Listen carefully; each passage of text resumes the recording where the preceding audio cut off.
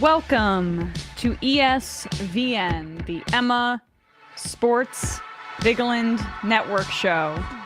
My name is Emma Vigeland. Little snafu there with the board. All good. All good. Welcome to ESVN. Should we restart? Let's restart. All right, guys, we're going to restart the stream. Sorry for the technical glitch with the sound. We will be right back.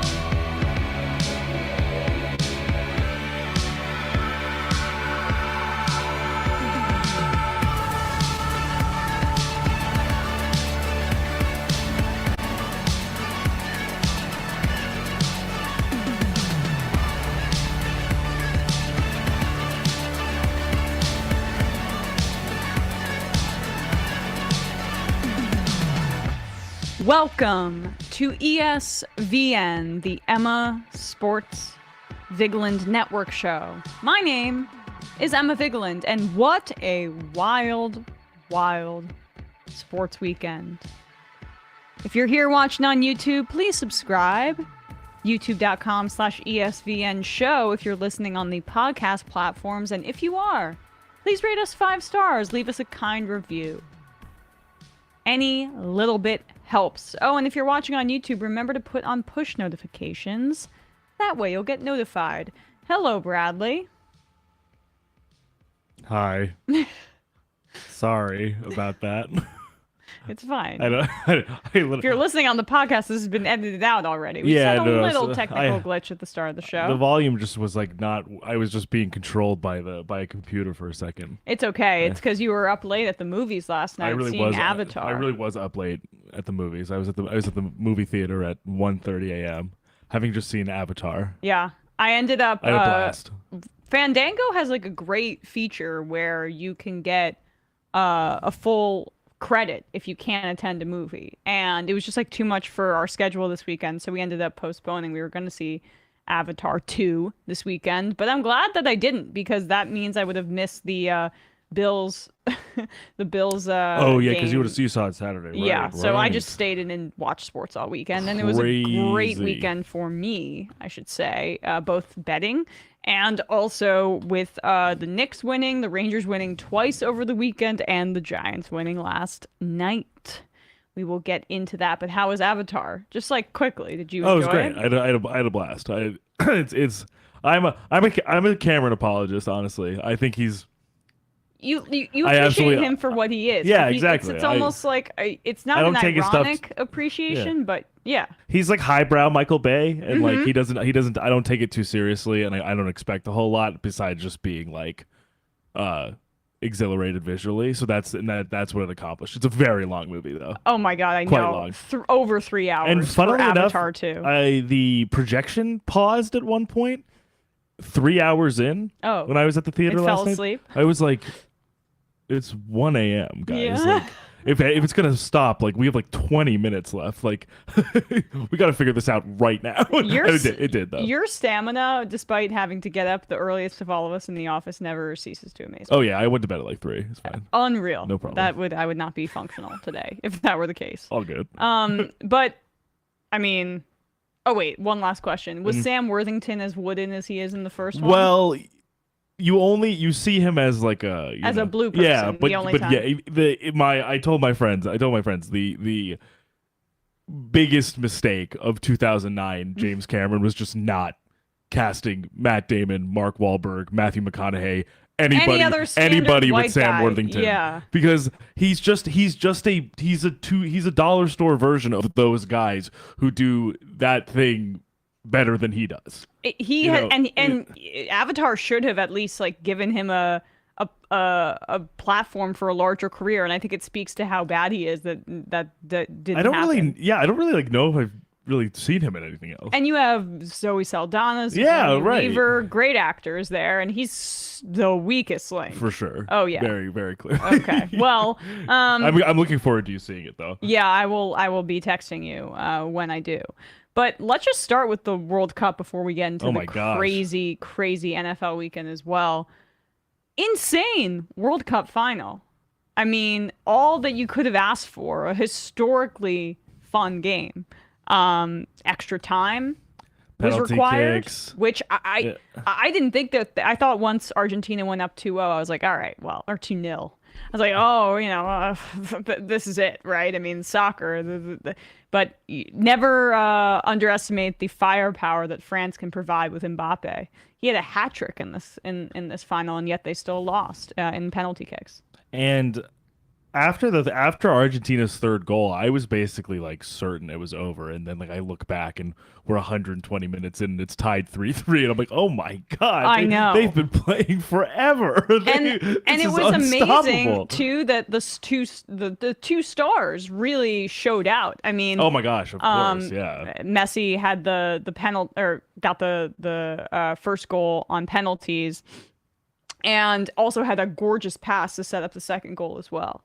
And then France just started to like put it together at the end of regulation, and then they needed extra time, and then it was a shootout.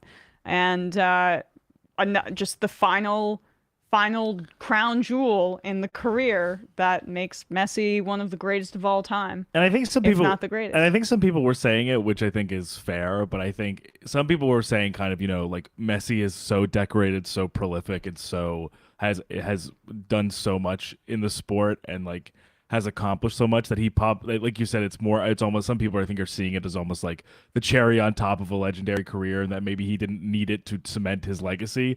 But I do think there's something, I always find this with global competition, that there's something to me that's more like significant, almost on like a symbolic, and also like I don't know if it's subconscious, but there's a level to it that kind of transcends just like winning a game, in the sense of it's like patriotism involved, right? But it's like the you least... representing your you represented your country, and you were pivotal to like kind of etching another moment or into the fabric of like your country's history. Like it is the least noxious form of patriottism. I think so too. Yeah. And that is what makes it fun. So you get the energy of patriotism without the imperialism, bloodshed, racism. Because where this emotion and where this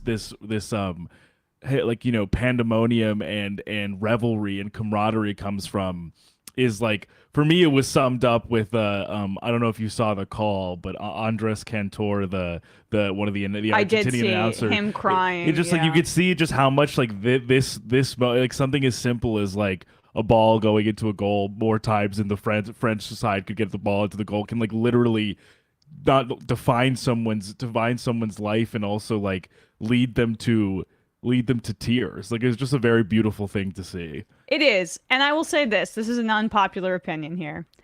I like that in hockey, once the playoffs begin, they are done with shootouts. Why are we deciding? I know it's very exciting, but it's like,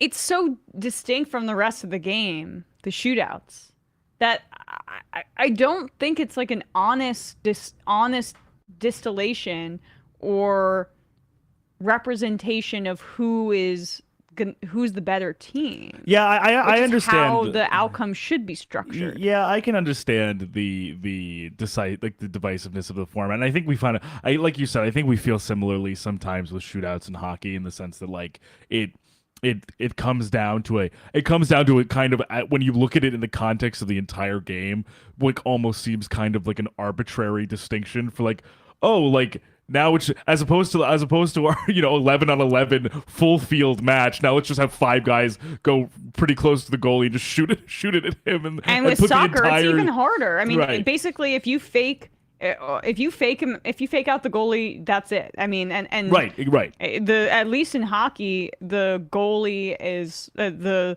circumference of the goal It's is much smaller. It's much Yeah, smaller. right. The room for error on the part of the goalie is much greater. It's just in hockey, in the NHL playoffs, shootouts are done once the playoffs start. Right. This is a single elimination setting. For like the World Cup, for like the most like momentous like designation in the sport, basically outside of like the Premier League. Like I really do feel that I would imagine that that FIFA likes it because it's already, for I think a layman, so arbitrary how long these matches even go, right? And it's just like, all right, this is a way to end it kind of quickly. Yeah. And it is, and don't get me wrong, it's dramatic, right? For narratively and emotionally and visually, it's incredibly exciting to watch. Like it is just like it puts so much individual pressure on the players. Billions are watching, right, and you see Messi closing his eyes. Right. He's going to go in, and well, I mean, even It's on iconic, that, for on that sure. first goal where they took the penalty that Messi scored, he just basically. He faked him and he just shot the other way, right. and that was it. It was that I was easy. like, okay. So I feel that it's a little bit. But I think I agree with you. That's in terms of like looking at it practically. Like there's like you'd probably I don't know exactly what it might be, but there's got to be a better way than just that being the only way to break a tie. But I also feel like it's interesting that for shootouts in hockey and PKs in soccer and footy is that it's two sports that ties are pretty common and like are like not that like either aberrant or anomalous. Mm-hmm. Whereas it almost feels like where it's funny because I almost feel like I don't regard ties that like ties don't really bother me in hockey or soccer nearly as much as they do in American football. Like I get annoyed by ties in American football because I'm just like, can there just be multiple OTs? Like we already have an OT. But there can't be a tie in the playoffs. You Well, that's the play thing, exactly. until you Right. get a score. Right. This is what they should do in soccer. It's really not that hard to Yeah. figure out. It's just because it's harder to score, they don't want the match to go Yeah. on for longer, and they like the Right. drama of it. But if 100%. it's the world, I'm sorry, in the semifinals, done with these penalty kicks. I'm making a proclamation. It doesn't, or not, whatever. It just. I don't think it's determinative of who's actually the better team. And if they need to take a break, that's fine. That makes sense. I understand that people are exhausted. Totally get it. But this is the World Cup. So I just don't, I don't really see the value in it, to be honest with you. Yeah, I really think it's mostly honestly for spectacle. And, Yes. And it works because I was losing it. Yeah. Holy shit. It was amazing. But at the same time, if I were a French player. I know, so tough. They really played. And also, it's really hard to come back from that deficit in a football game. Like, Yeah. It is not like sometimes for lesser teams, that's a death knell from the start when you're down 2-0, 3-0. Like you were just if a defense is stout enough and you can't get that many chances, like you were just going to essentially bleed out for like an hour. Yeah. The game's over. So it's really, really impressive. Well, they have a superstar on that side. He's so good. And that's Mbappe. and that's that's what made them able to come back like that, stay resilient, and keep themselves in it to like literally the last moment. Right. Very cool. Congrats to Argentina, though. Very Yes. happy for everybody. Very happy, and happy for Messi. What an incredible career whenever it does end. But I mean, this was the final frontier. So with that said, let's turn to the American football, and I'm gonna start with my New York Giants here because last night was the most important game for the New York Giants since 2016, since the boat game. People remember that, which they lost. How could we forget? To the Green Bay Packers in Green Bay. It was basically a playoff game. I mean, the Commanders are still technically in the playoff race, but really wild because like coming into it, like obviously we know this, but I just think like the circumstances were so interesting to me that it was this divisional matchup, second in the last 2 weeks basically, and both teams at 7-5-1, with the tie being to each other. Yes. Like, it was just couldn't be closer in terms of like what it meant for both teams, to like what it would mean for them to win the game, to have this crucial tiebreaker.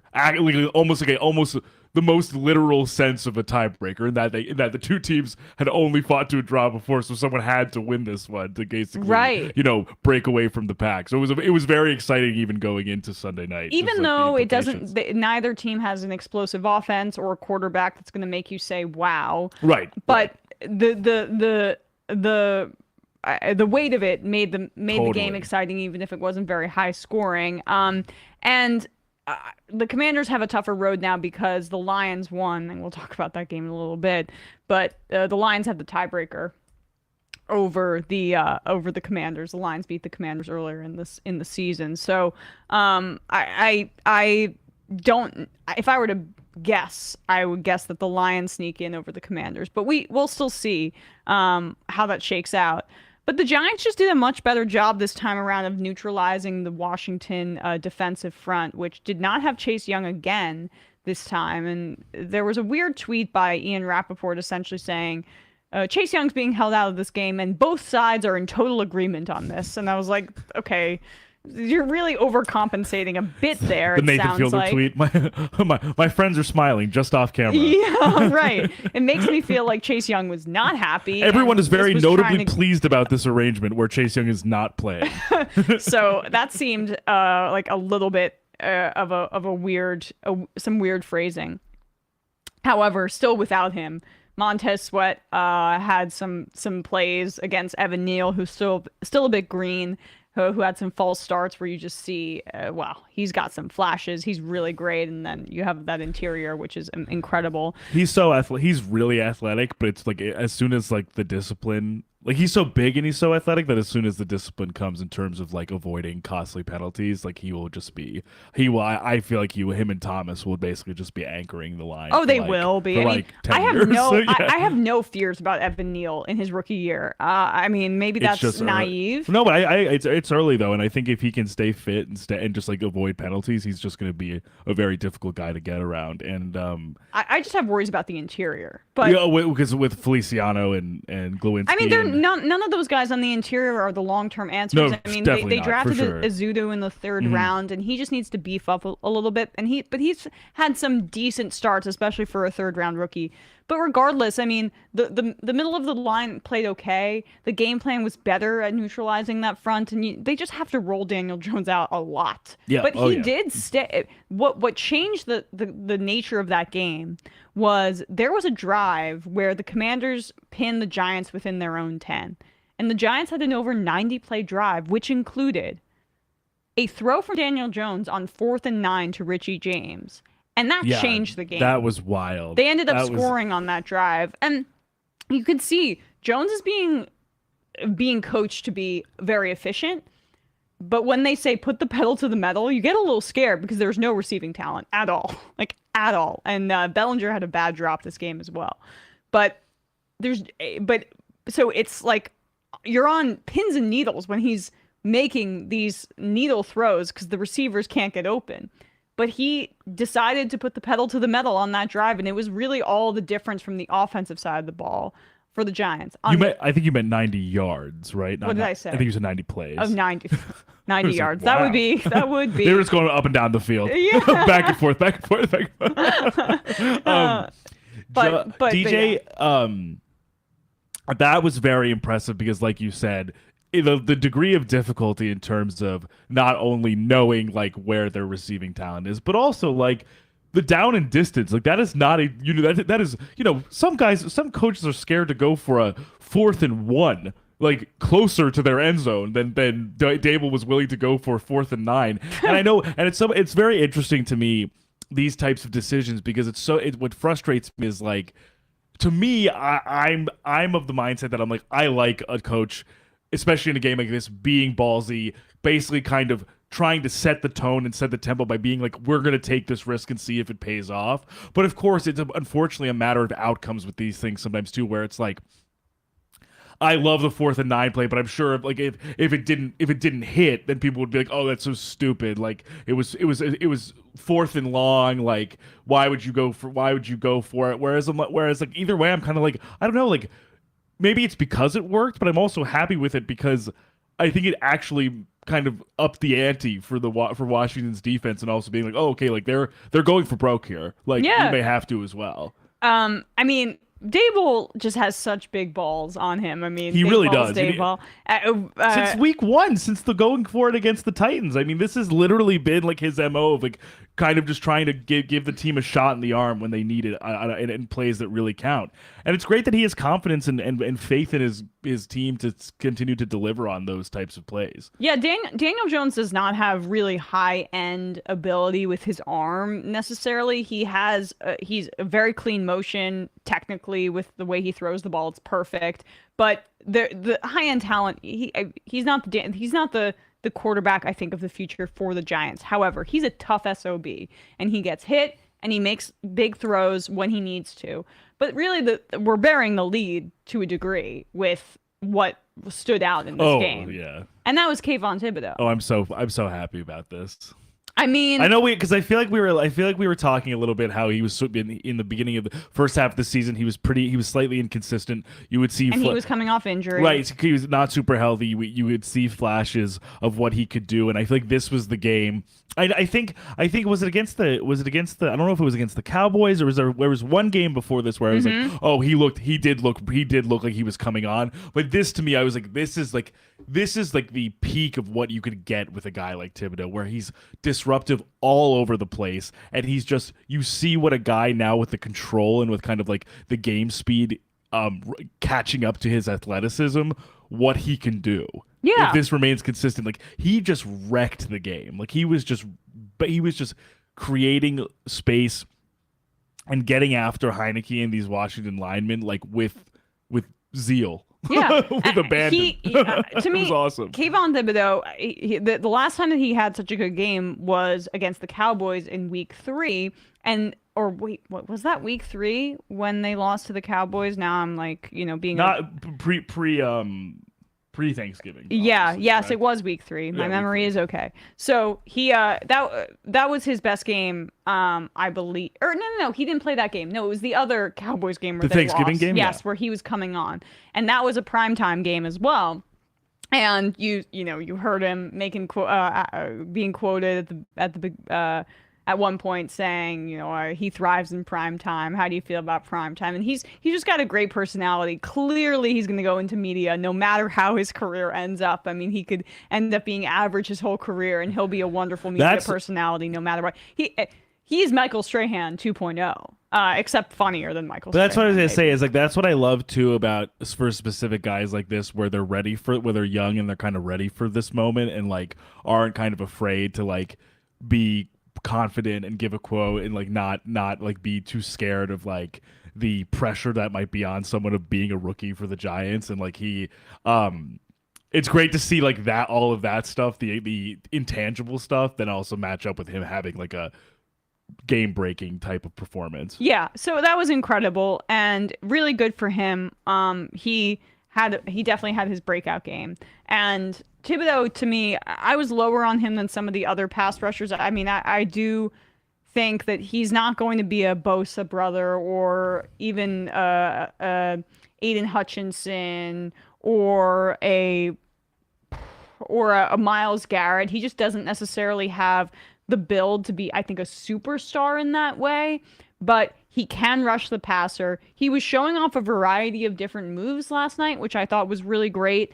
He's doing the bull rush, trying to go from like just overpower the lineman, but he was also showing off his finesse, so he can get to the quarterback in different ways.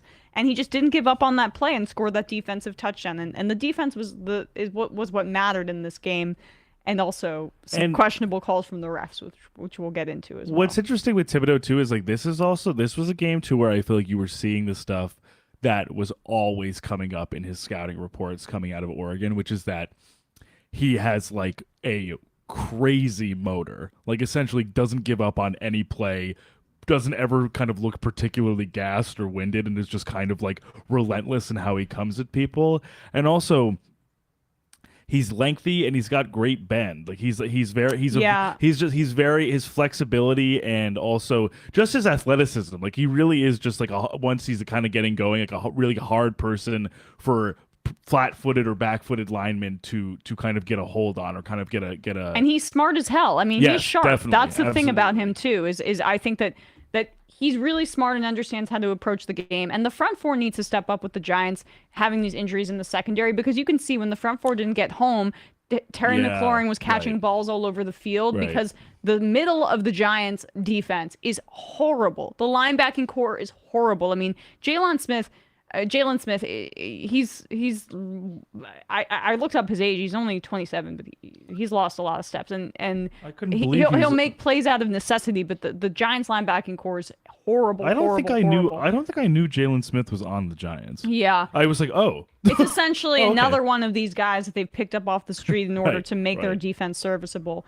But yeah, the Giants, really big win. They'll get blown out in the playoffs, I'm sure, if they do make it. But they play the Vikings next week, and I guess that they're gonna lose that game. That's just my guess. But we'll if they do make the playoffs, it's a huge win. They have a bottom 5 roster in this league, and it's a huge accomplishment for Brian Daboll that they're even in this position right now. And 100%.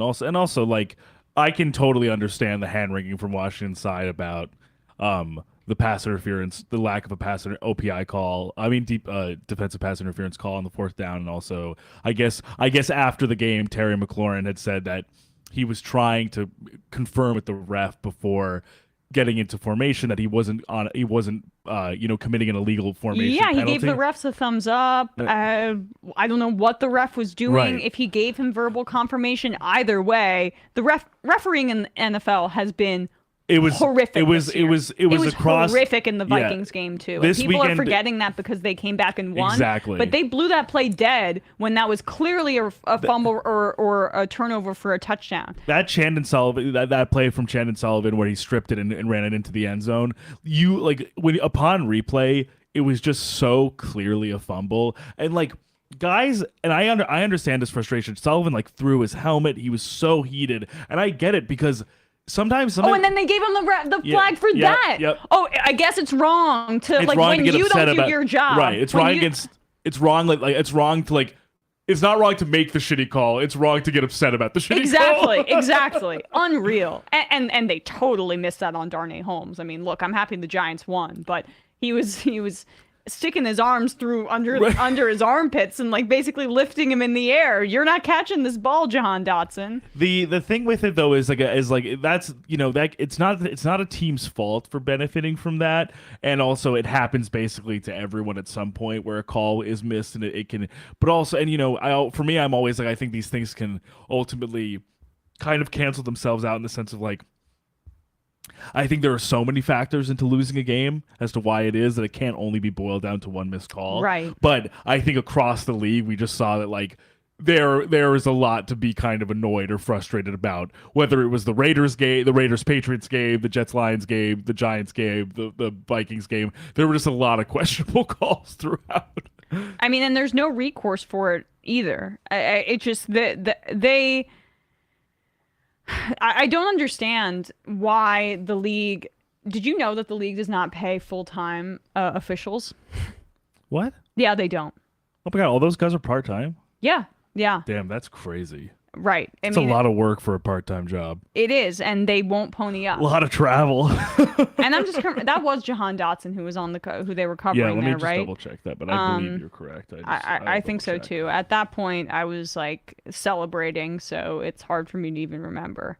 But it clearly was pass interference, regardless. The point being is, that was number 10. That's Jahan. No, that was Curtis Samuel. It was Curtis Samuel. God damn it! No, I that's right. knew I was wrong. Yeah, I knew I was yeah, wrong. It was Curtis Samuel. Jahan yeah. Dotson is number 1. Curtis Right, it Samuel's was number Curtis 10. Samuel, yeah. Either way, I mean, look, they still would have had to convert the 2 points, and who knows if that would have happened given the way the Yeah, Giants they were down defense was 8. shutting them down. Right. So I don't really, if I were to guess, I don't even know if that would have changed the outcome of the game. But regardless, officiating around the league this year has been so bad. There have been so many missed calls, and you should not be I understand the proclivity to let them play at that point in the game, but you can't miss a call that egregious. It's just That's the thing. If it's ticky-tack, if it was like grabbing a jersey or if it was something like that, like I understand maybe let them play, but like he was basically bear hugging the guy. I think it's like hard, and especially there's usually a line judge at the tip of the end zone at that point. So I just thought it was basically pretty hard to miss. But this shit just happens one way or another. At least like I think it's just like interestingly it's notable because one, it was the Sunday night game, and two, it was happening everywhere. Like it was like every game had like 3 to 5. Like what the hell? If the Vikings had not come back and won that game, I would have blown a gasket. Oh yeah, that was the Shannon Sullivan. I was like really, that was very irritating to watch. That was even worse than last night. Right, because it's like people just forget about it because of they won the bigger story, and then the comeback, and the comeback. Yeah, because basically to me, I'm like, what else could he possibly do? He punched the ball out. It's a fumble. He runs it into the end zone, and that was the second fumble. And that's the second one. Run back for a negated touchdown. So like it was just like. I can only imagine that frustration when you're just literally doing what you're supposed to be doing and it's to no avail because of the refs. Unreal. Well, that's that. But we do have some breaking news. Oh yeah. Breaking news: Jalen Hurts uncertain if he will play Sunday versus the Cowboys due to a strained shoulder that he suffered during Sunday's win over the Bears, per league sources. Adam Schefter. That's pretty massive. Yeah, that's very important. I mean, I don't think technically the Cowboys are alive to win the NFC East. Based on the would have been easier if they had just won yesterday, but alas. That would have been, if Jalen Hurts was unable to go on Saturday, that would have been like, oh my God, the Cowboys could actually come back totally and take the division. I still think that that's quite unlikely. Given, I mean, let's check out their schedules here. The Eagles coming up have the Cowboys, right? But the Cowboys for the rest of the year have the Titans after that and the Commanders. They could technically run the table if they do defeat the Eagles. The Titans have been playing really poorly recently.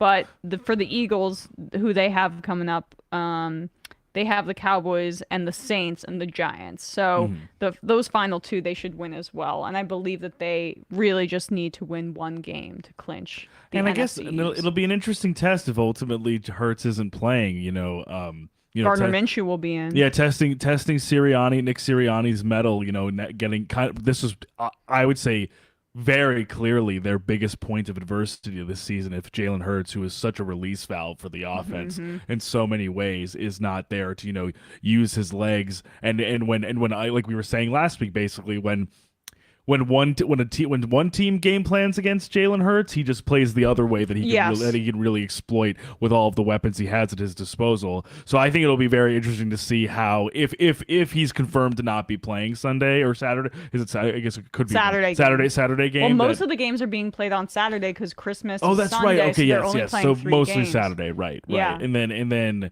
to see what they'll do with Minshew, because I would say Minshew's a streaky player, but I think he's a relatively high-end backup, and he played very high-end backup. Even against the Jets last year, he had a great spot performance for Hurts. He kind of sliced and diced a much worse Jets team.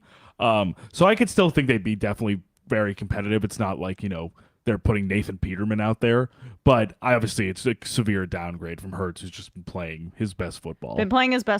But why I'm not on board for Hurts MVP is because I think that the Eagles are the most talented team in football, and it's not particularly I was going close. to say, I really don't think it's close, honestly. Maybe the Niners, but not even that close, I would say. I just don't even think you can say Hurts is the MVP when an MVP, you're carrying your team to the postseason. That's why I think Justin Jefferson has as good of a case as anybody, but apparently this is just the quarterback award for the rest of time. Yeah, we were talking about this because I know we had talked about it briefly. I think after the Vikings-Bills game, where we were just so impressed with how Jefferson played.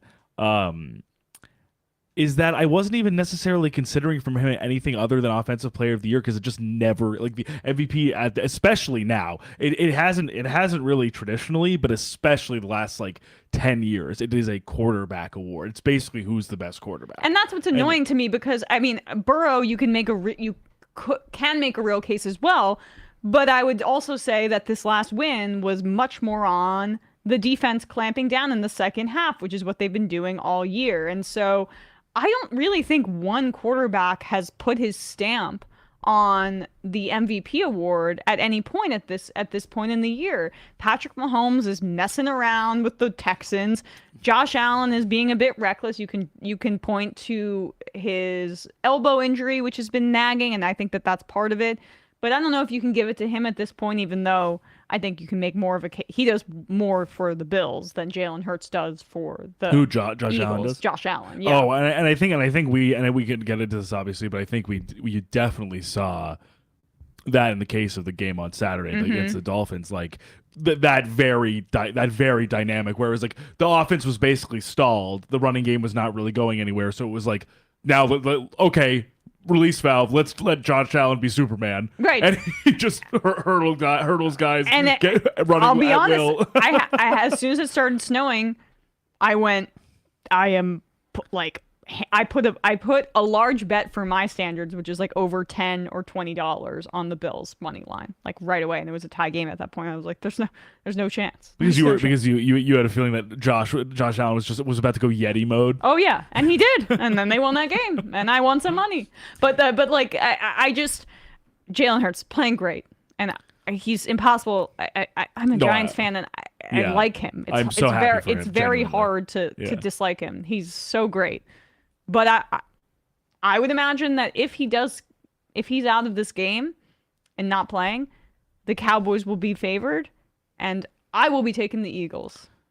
Oh yeah, this is a classic Mike McCarthy trap game. Oh yeah, well, we already saw one, but I think this would be even worse. It would somehow, be. It would be. McCarthy grabs defeat from the jaws of victory against and Gardner Dak Prescott Minshew and the Eagles. is not playing his best football right now. So I still think the Eagles could win that game. And then for me, even if Minshew looks good, it would be obvious that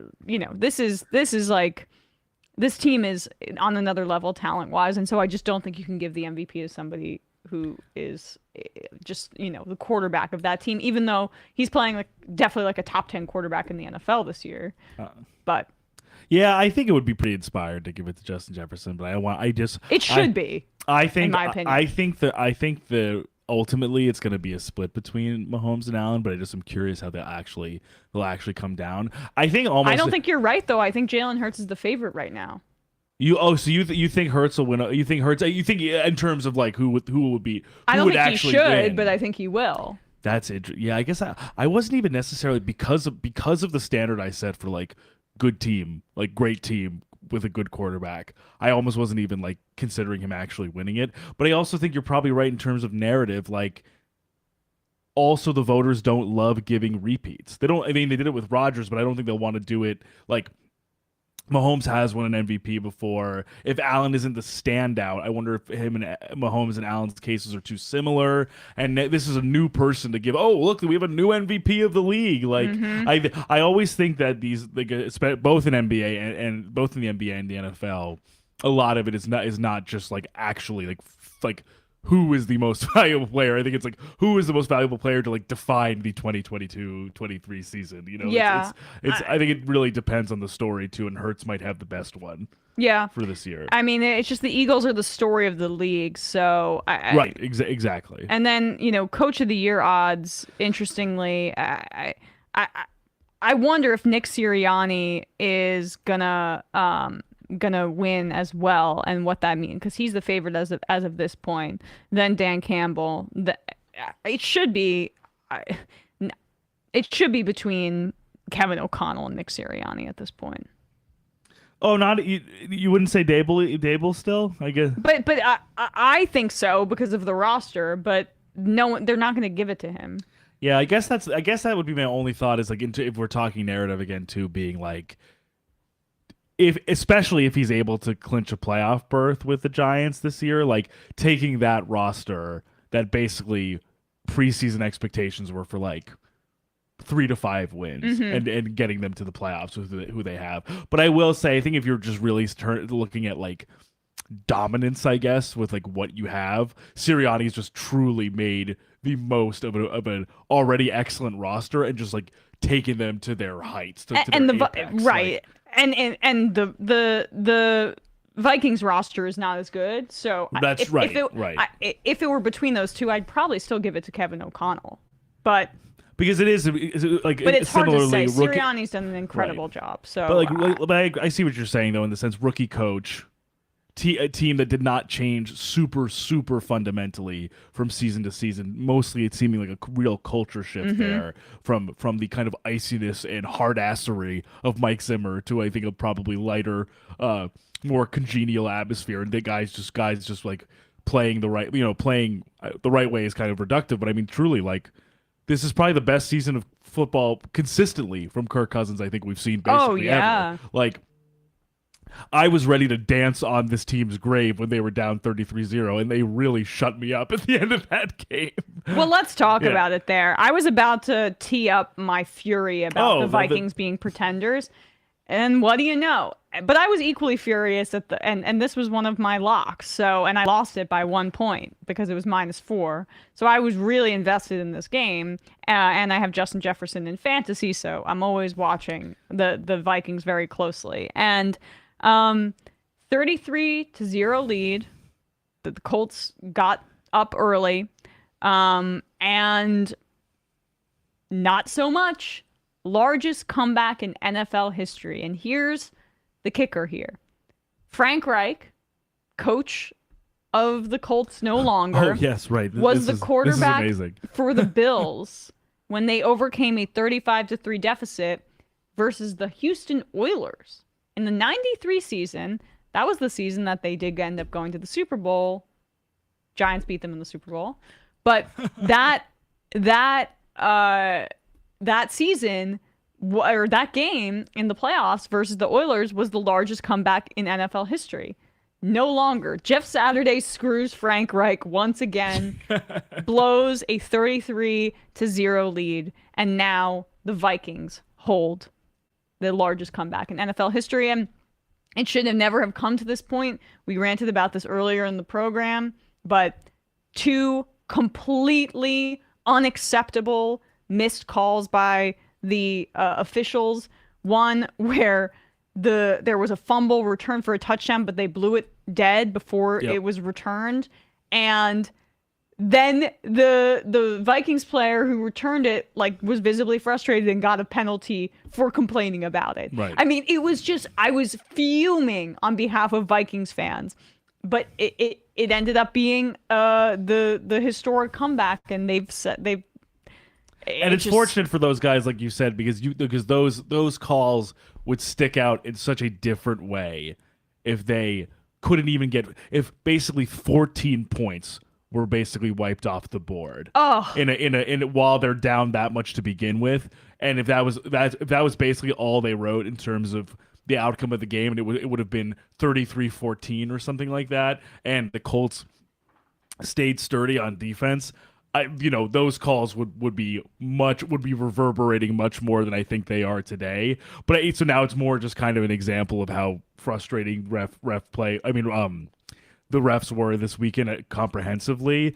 and it kind of goes to show that beyond that, I'm impressed with the Vikings' resilience, even against a bad Colts team like this. The Colts defense is good. Yeah, they were looking like the freaking 85 Bears for the first half of football of the game. I was like, holy crap! But I think it's a testament to this team that they didn't even let stuff that was honestly pretty like factually almost unfair let them completely demoralize them, and they came back in the most historic way possible, down by the largest deficit in a regular season game. I mean, it was amazing to watch. That was not the Bills-Giants scene. That was the 1990 season. I apologize. The Giants were in were the 86 season and the 90 season. That's when they won, not the 93 one. Sorry about that. But yeah, it was honestly, it almost would have been from the NFL's perspective better if the Vikings had lost that game, because it would have been a mea culpa on this current reffing situation, Right. which really needs they need to address it. However, I'm happy for the Vikings in general because the Colts don't deserve to win any more games this season. What has been done to the coaching staff, Jeff Saturday being inserted into in as head coach when there were two viable interim head coaches on that roster, made no sense. It was just like a billionaire maybe being a little bit hopped up and making a decision, putting his golfing buddy in there. They should not be rewarded for this. It seems like, though, Jeff Saturday, he's going to be the coach next year because that's what Irsay wants. He shouldn't have made it on the plane yesterday. Yeah. Like this was like the most embarrassing loss I've seen in a very long time. It is not easy to lose when you are up by essentially 5 touchdowns. Well, and to lose that way, you have to be really committed to playing bad football, especially after playing good football with your defense. Well, keep in mind, important aspect of this is that the majority of those points came from the Colts defense and not from the Colts offense, which I think was part of the problem, is that they really couldn't move the ball. Unlike Matt Ryan's other collapse with a lead in the Super Bowl to the Patriots. So now this guy has gone through so much emotionally in his football career. Time to pack it in, Matt Ryan. We cannot stress it enough. Biggest comeback in Super Bowl history, biggest comeback in regular season history, all at the expense of Matt Ryan. It's a really tragic stuff. Yes, really feel for the guy. He just can't avoid it. He just can't. He's just washed. I mean, Kirk Cousins, he did not have a good start to the game. Indy was pressuring him. The pass rush was going nuts, and he had a pick six early on, and then he had an interception. But that was really Jalen Reagor's fault. He completely just gave up on his route. I think he thought the ball was going out of bounds and allowed the defender to pick it off. But then Kirk Cousins just goes off. And part of it is because Justin Jefferson should be the MVP, even though he won't get it because this is the quarterback league. But 460 yards passing. 460 yards passing. And yeah. And really truly just also maximizing. This game was just playing to all of Kirk's real strengths, which is when he isn't making the kind of customary one or two back-breaking boneheaded choices that he's sometimes inclined to make. He's just an unfailingly accurate, strong-armed quarterback who just really knows how to find his guys and put them in and throw them open sometimes. And he's made good receivers out of some guys who are not super heralded. Like KJ Osborne has had a great season this year. Oh yeah, I love seeing number 17 all over the field. Yeah, that's partially due to him and Kirk having a really good connection. And he was just showing that he was basically, you kind of to get back from 33-0, they absolutely needed to just get some chunk yardage through the air, and Kirk knew that, and he just executed. And also credit to Dalvin Cook for that amazing run at the end to tie it. I mean, he just sliced. Still hate that stupid number 4, but whatever. Oh, for I'm holding it against him forever. I don't know why. I mean, it's just whatever. He had so much success with the other number. Changing it was inexplicable. But KJ Osborne is stepping up, I should say, because Adam Thielen's 32 at this point. Right. He's not having the career that he had before. And so now I really do think that, hey, maybe fantasy tip for next year, KJ Osborne's going to really, really step up as the wide receiver too. And he's kind of what got it started, I think. I think in the second half, he had the first touchdown. It was just a great route, great ball from Kirk in the left side of the end zone. And I think that's really kind of what got it started for them was and also I would say, and also credit too to kind of nice that the button to it in the 2-point conversion was a pass in the middle of the end zone to TJ Hawkinson, also kind of foregrounding and speaking to how I think a really nice move that was for the Vikings going into the postseason, that they have a tight end who can actually kind of create space and catch some passes. I know Hawkinson. He's been a bit up and down in the sense that he really has dropped a lot of passes. I feel like that's kind of been his Achilles heel throughout his career. I feel like that he's he just lacks that consistency, even though he definitely is a pretty explosive receiver. Mm-hmm. Yeah, I mean, he has the talent. He just hasn't been able to put it together, and it's right. just been shocking that the Lions have surged since trading him. The Vikings have not done that much with him, but regardless, it's a win. This season's a win for them, no matter what. 100%. The second round pick that they traded for him will be later. If I recall, it was their own second round pick. So that it shouldn't matter that much, but they will have to extend him, and I'll be curious to see how that goes because he has leverage on the team since they traded for him, and I don't know if he's been great, but what they do really need him for is they wanted him to be the extra pass catcher in the playoffs. And they clearly just didn't really believe much in the tight ends that they had on the roster. Irv Smith constantly getting injured. Right, because Irv Smith with the injury concerns, but also the fact that Irv Smith is a good blocker, but he's just not a good enough offensive weapon. Same goes for Johnny Munt, just two guys who were like really kind of like inline tight ends, like as a six offensive lineman essentially. Same thing with CJ Ham. He's a fullback, like he's mostly there for blocking purposes. I know. Too. I love that his name is CJ Ham. Yeah, see, just it's perfect simple, name. For, 5 letters. CJ Ham. Perfect name for a fullback. Yeah. So anyway, Vikings making history. That's great. Colts, shame. But maybe next year that's Baker Mayfield's next destination. Yeah, no. This is. I think we'll see. Or they draft somebody. They might be bad enough to finally draft somebody. That's true. Yeah, now that they got rid of Frank Reich, congrats. You guys got rid of a good coach for. And specifically, usually a pretty good quarterbacks coach. Yeah. Like almost the quarterback whisperer. So now a silver lining is hopefully you're bad enough to tank for a quarterback in this draft. Well, let's talk. I mean, God, there's so much to talk about. The Patriots. What the fuck? What happened? That was legitimately jarring to watch. It's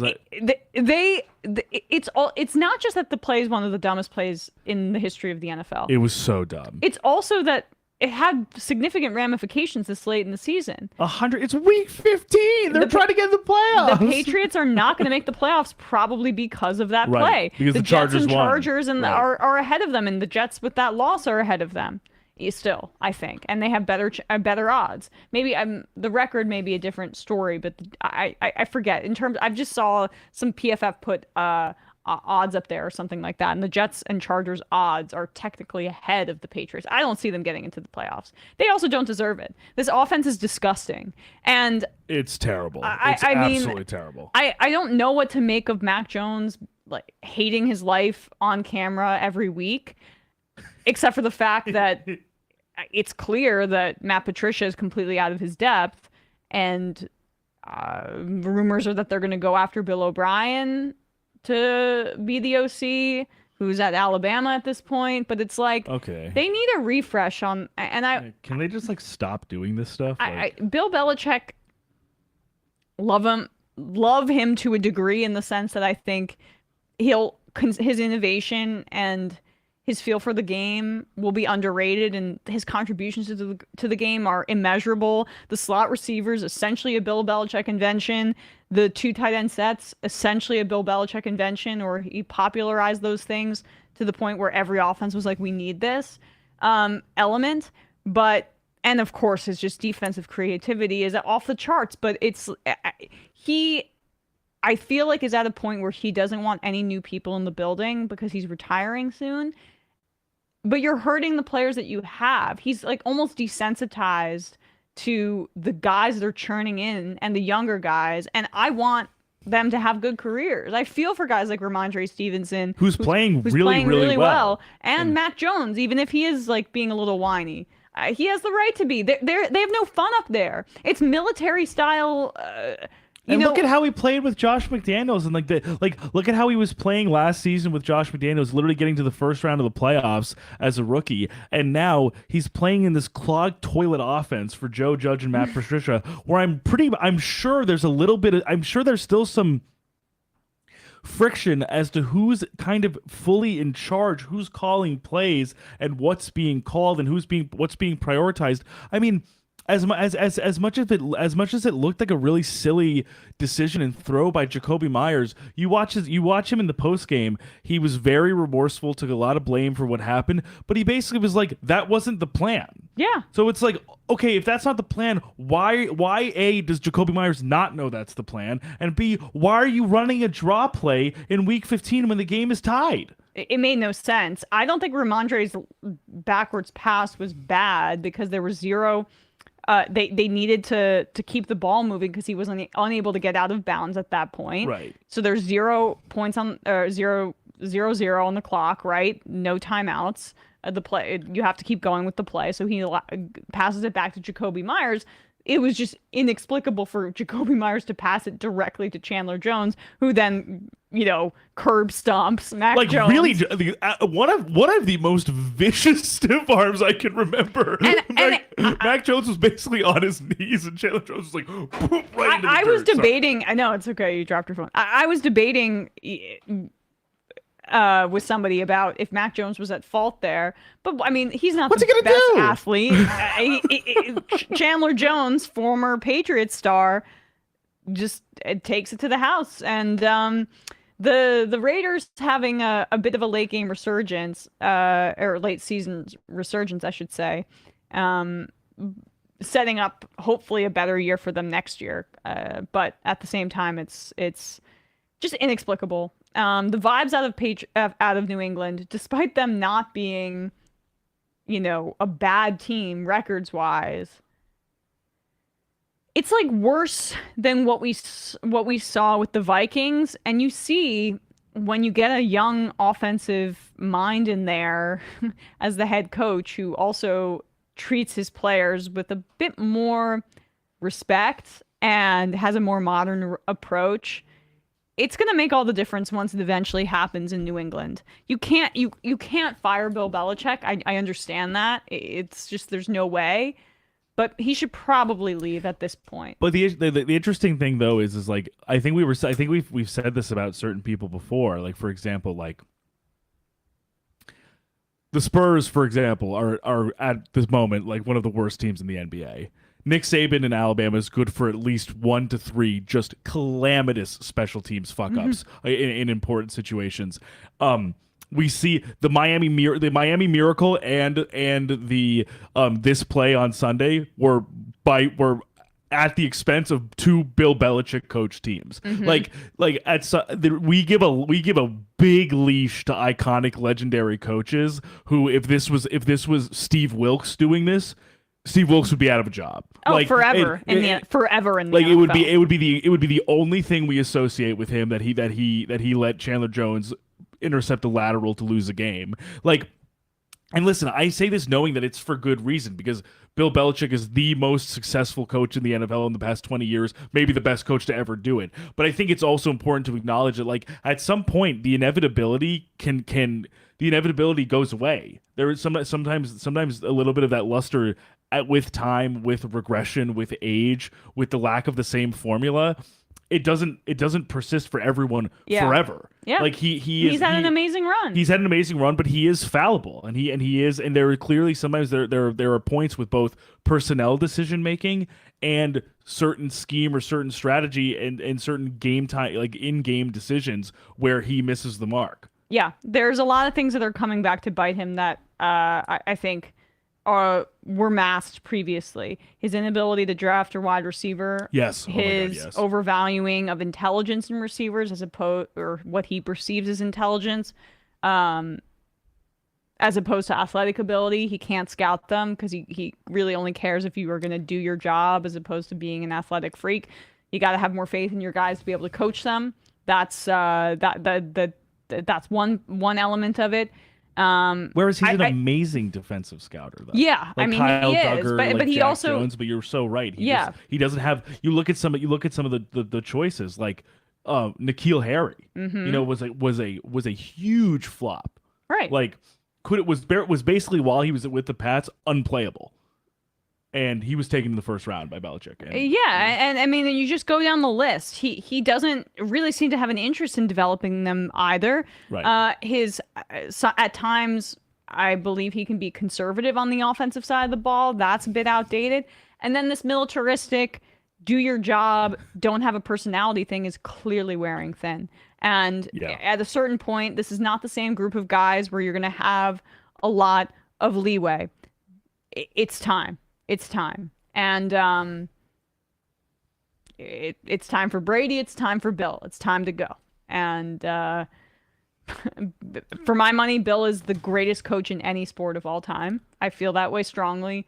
So it's sad to see him go out like this. But better he goes out like this year than he then go another year and have like I just don't think this is going to get better. The players are miserable, and you can see it in every facet of the way that the team looks. And if this Matt Patricia Joe Judge experience continues after the season, it's very clear that this is like, I would almost say at worst, at best it's a band-aid on a larger problem, and at worst it's essentially a safety blanket and coping mechanism for Belichick to like not bring in outside minds, outside voices. It's not for the better of the team. It's essentially seemingly for his comfort level with personnel and coaches that he's worked with before. Mm-hmm. Yeah, I know. So, speaking of though, those two guys that are going to go down in history, Tom Brady. Wow. Still screaming. God damn it! I know. We get it, Tom. Like, relax, bro. Yeah. You're so rich. So rich, although Relax. maybe a little less so if he actually put his money where his mouth is with FTX. But that's a whole different story. You're probably less rich. Yeah. But still rich. Still very, very rich. But might be time to enjoy all that money. Spend some time with your family, Tom. I know that's, despite your With Instagram your children? posts, maybe that's not really your favorite thing to do. But it's just miserable to watch the Bucs, and they got up to a significant lead going into the half. But as soon as that happened, I went on my phone. I went Bengals money line because I knew 34-23. It doesn't matter. I mean, they were the Bengals outscored them 31-6 in the second half. And again, similar. And honestly, this like, it wasn't the world historical comeback that it was for the Vikings, but like, I give a lot of credit to this Bengals team for coming back against what I would say is probably either at this point in the season, comparable or better defense than the Colts defense, and probably, I would say probably similar at this point, because the Bucs, I think, were started out much better and have declined, whereas the Colts, I think, started much worse but are playing better now. Carlton Davis was playing a great first half. Yes, and then right, and even against Jamar Chase. But even what I thought was amazing was even some super disciplined guys who very rarely make mistakes. Like the Bengals receivers were drawing holding penalties on Levante David. I was like, that's an all pro linebacker, one of the best to ever do it. And Jamar Chase was giving him fits. Like it was, in the second half. Yes, though. in the second half. First half, they had their number. The Bengals adjusted their game plan going into the second half because Carlton Davis was doing a really good job, but then, they get up this big lead, and I just knew the second half Bengals, this is what they've been all year. The defense clamps down. Joe Burrow is just tough as shit, takes hits, gritty throws. Receivers are so physical. And his head is on a swivel. He's just, his ability to download information like in game. You see it every time he's able to spin out of pressure and find guys open. And guys that you're not even necessarily expecting him to find open. Yeah, and I mean, I think they do miss Hayden Hurst a lot, I actually. agree, totally. Just from a run blocking yeah. perspective, and also as a security blanket for Joe Burrow. Totally. But it doesn't really matter because Burrow is one of the three best quarterbacks in the NFL right now. And basically, regardless of personnel, he's still finding windows for unheralded guys when he's not spamming it to Chase, which is a good strategy. Obviously. Yeah, it's just the story of that game though was the Bucs five consecutive possessions to start the second half that were turnovers. And there was a fumble by Brady. Crazy. There was it was when it rains it pours. Yep. Part of it's that they can't get out of their own way. I heard that being the analysis, but part of it too, guys. I know that it's apparently illegal in NFL media to criticize Tom Brady, but he looks like shit. He looks like shit. Oh God. He looks horrible. Sorry, Emma. I think the cops are here. Oh yeah. I'm going to prison for life. Hey, sorry. Hey guys, we have to stop. We have to stop the broadcast. The take police are here. I know. I'm like I'm Gavin McGinnis. So. Hey, cut the stream. Cut the stream. If you come here for the sports and not the politics, that's you won't get that one. Yeah, but you know, Google them. Yeah, 100. It's terrible. I'm with you though in the sense that it's one of those things where it's I was saying last week how like Donovan Smith, you know, their left tackle or left guard, I can't remember which, has like 7 holding penalties, and 3 of them were basically were game swinging game swinging penalties, essentially like putting them onto like 3rd and 18 or 4th and 18 or something. And of course, that's terrible, but at the same time, the offensive line is severely strapped in terms of who's playing. There's been a ton of attrition on this roster, but that does not excuse or absolve Brady of responsibility when he himself has not been playing very well. No. And it's not, and you can't say it's for lack of receiving options. Mike Evans is playing. Chris Godwin's playing. And getting better every week. And they put up good numbers, but the problem is Brady can't get it done in the red zone. And he's turning the ball over. And it's like, I don't really have to give him props for playing at 45 and still playing like crap, because is he just, gutting it through injury to play for his team?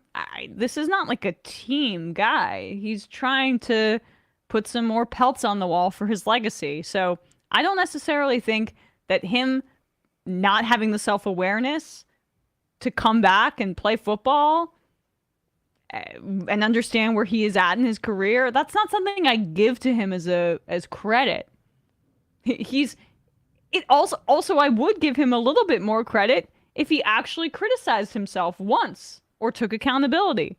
But it's never that. So, no, he does not get credit for this egomaniacal last season of his career. Hopefully last season. Well, also at the same time, I've been saying this all year. I'm seeing this is the age bug.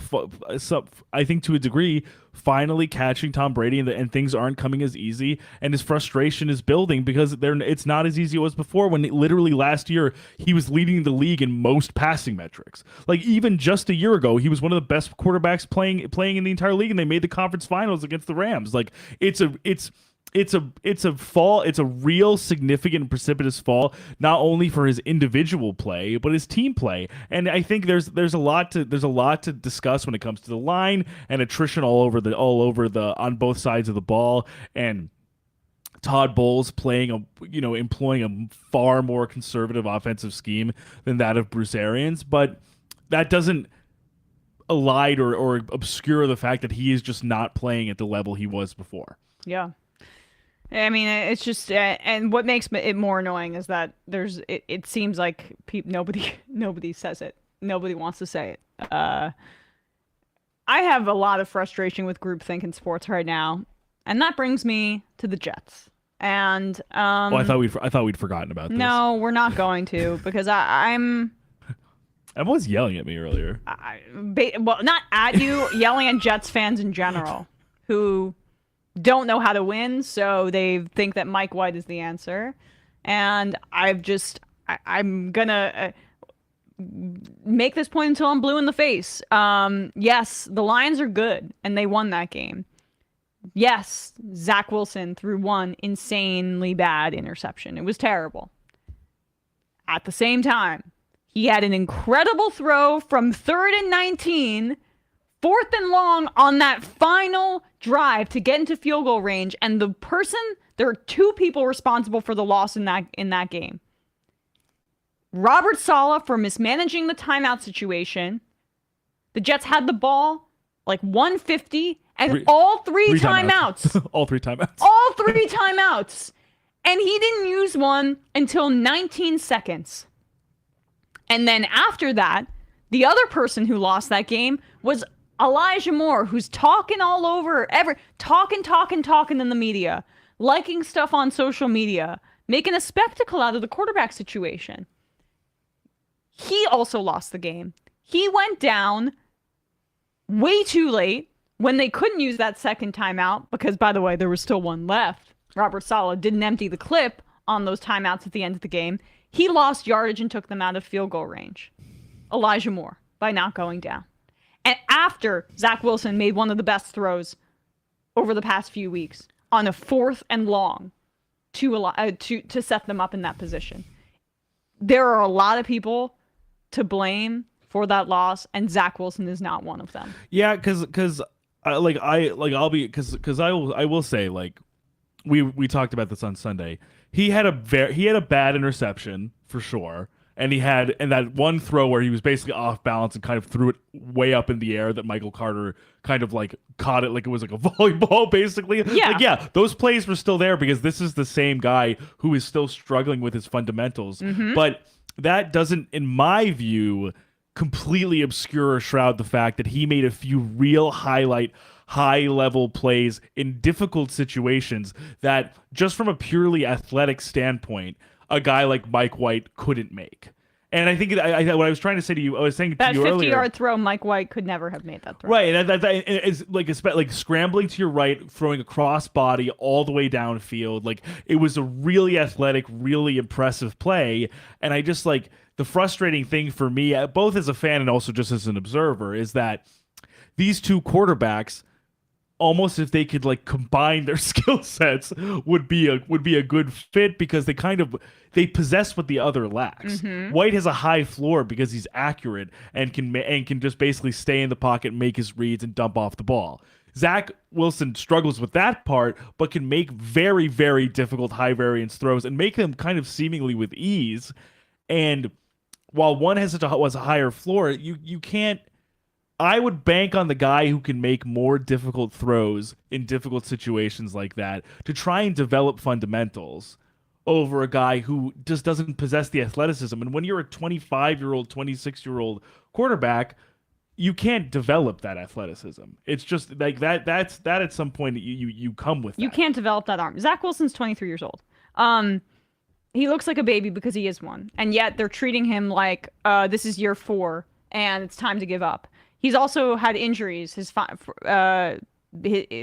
last year and this year, Zach Wilson has been injured and takes some time to catch up, learn the fundamentals.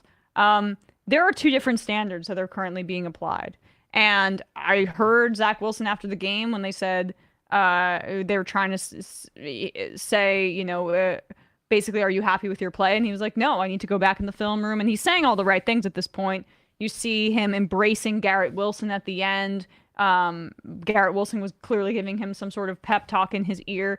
I think the whole locker room thing is really overblown. And the reason it got to this point is because Robert Saleh chose to allow this to play out in the media.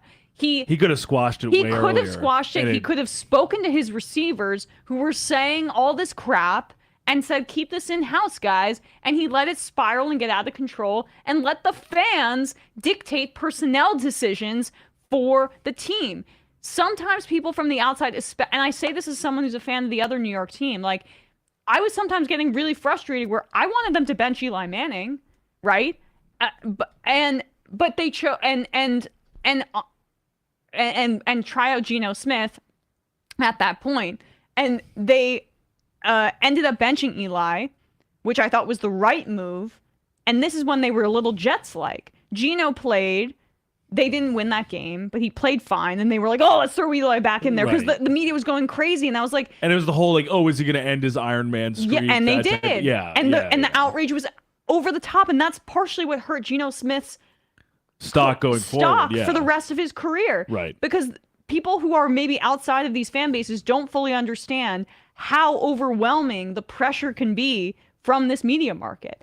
And that's what they've allowed to happen to Zach Wilson. Instead of saying, this guy's in year 2, he has some fundamentals that need to be worked on, but he's going to play through it because the upside is something that Mike White cannot do, which is throw these passes and extend plays to this degree. Mike White might be good on the fundamentals, but it's like it's just insane to me. You can't win a Super Bowl that way. Are the Jets interested in winning a Super Bowl?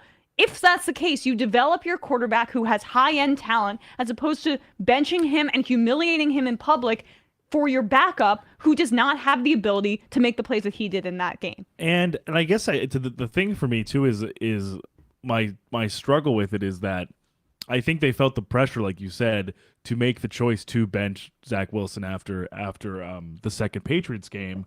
But a part of me is thinking that if the jury's already out on this guy after his second full season not even being over yet, the only way I think to see more of what you have in him and see if there's anything there is to give him live game reps. Like, I don't think there's really any utility to having him on the bench. I especially don't think there's any utility to having Joe Flacco suit up in front of him, even if he's in the backup role. Oh, yeah. Like, that's personally part of my issue with the way that this has been handled by the coaching staff and the front office, and probably the Johnson family as well. There's no telling that they're not putting their thumbs on the scale here. I'm sure it's possible.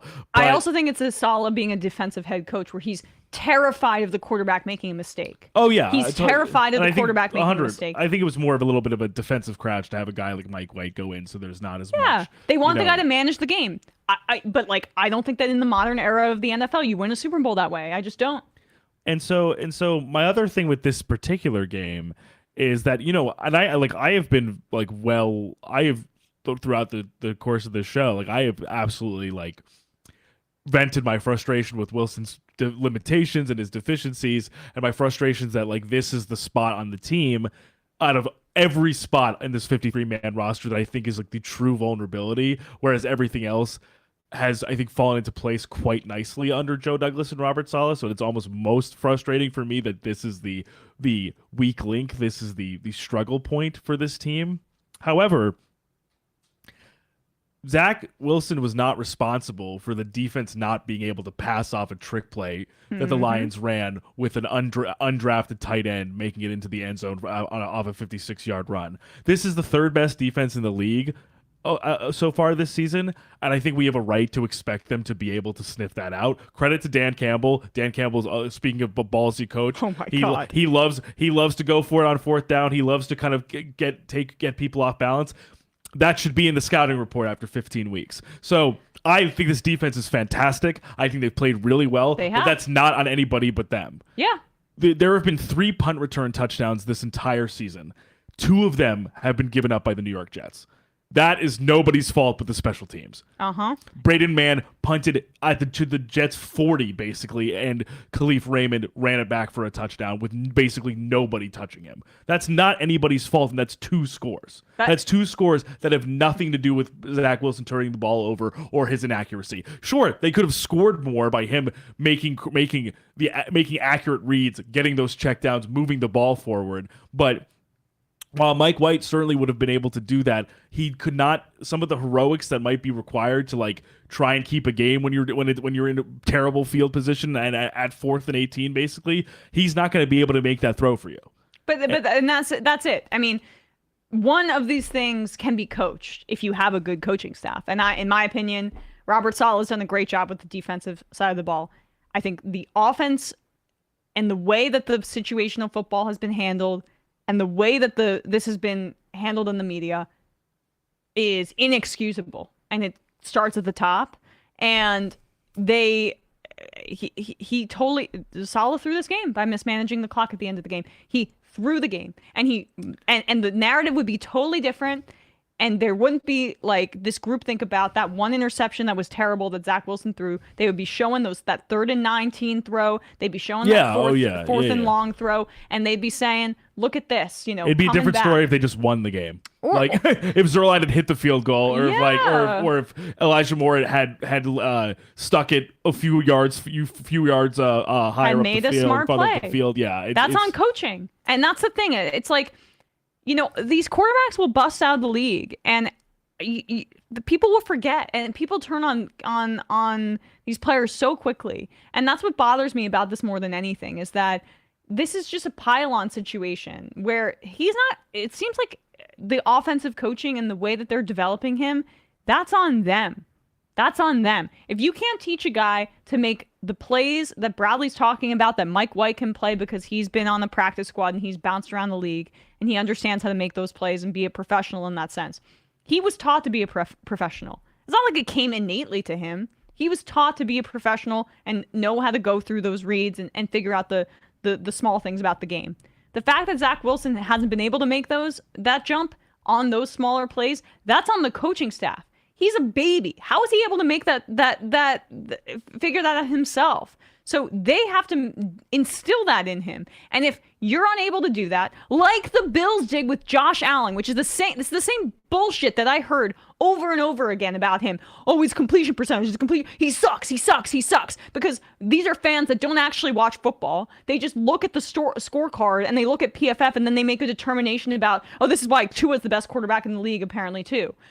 They write these guys off instead of saying, if you have a high-end talent and you have an arm that can make throws, this is the kind of player that you can become if they're developed properly. But that's not the situation with the Jets right now.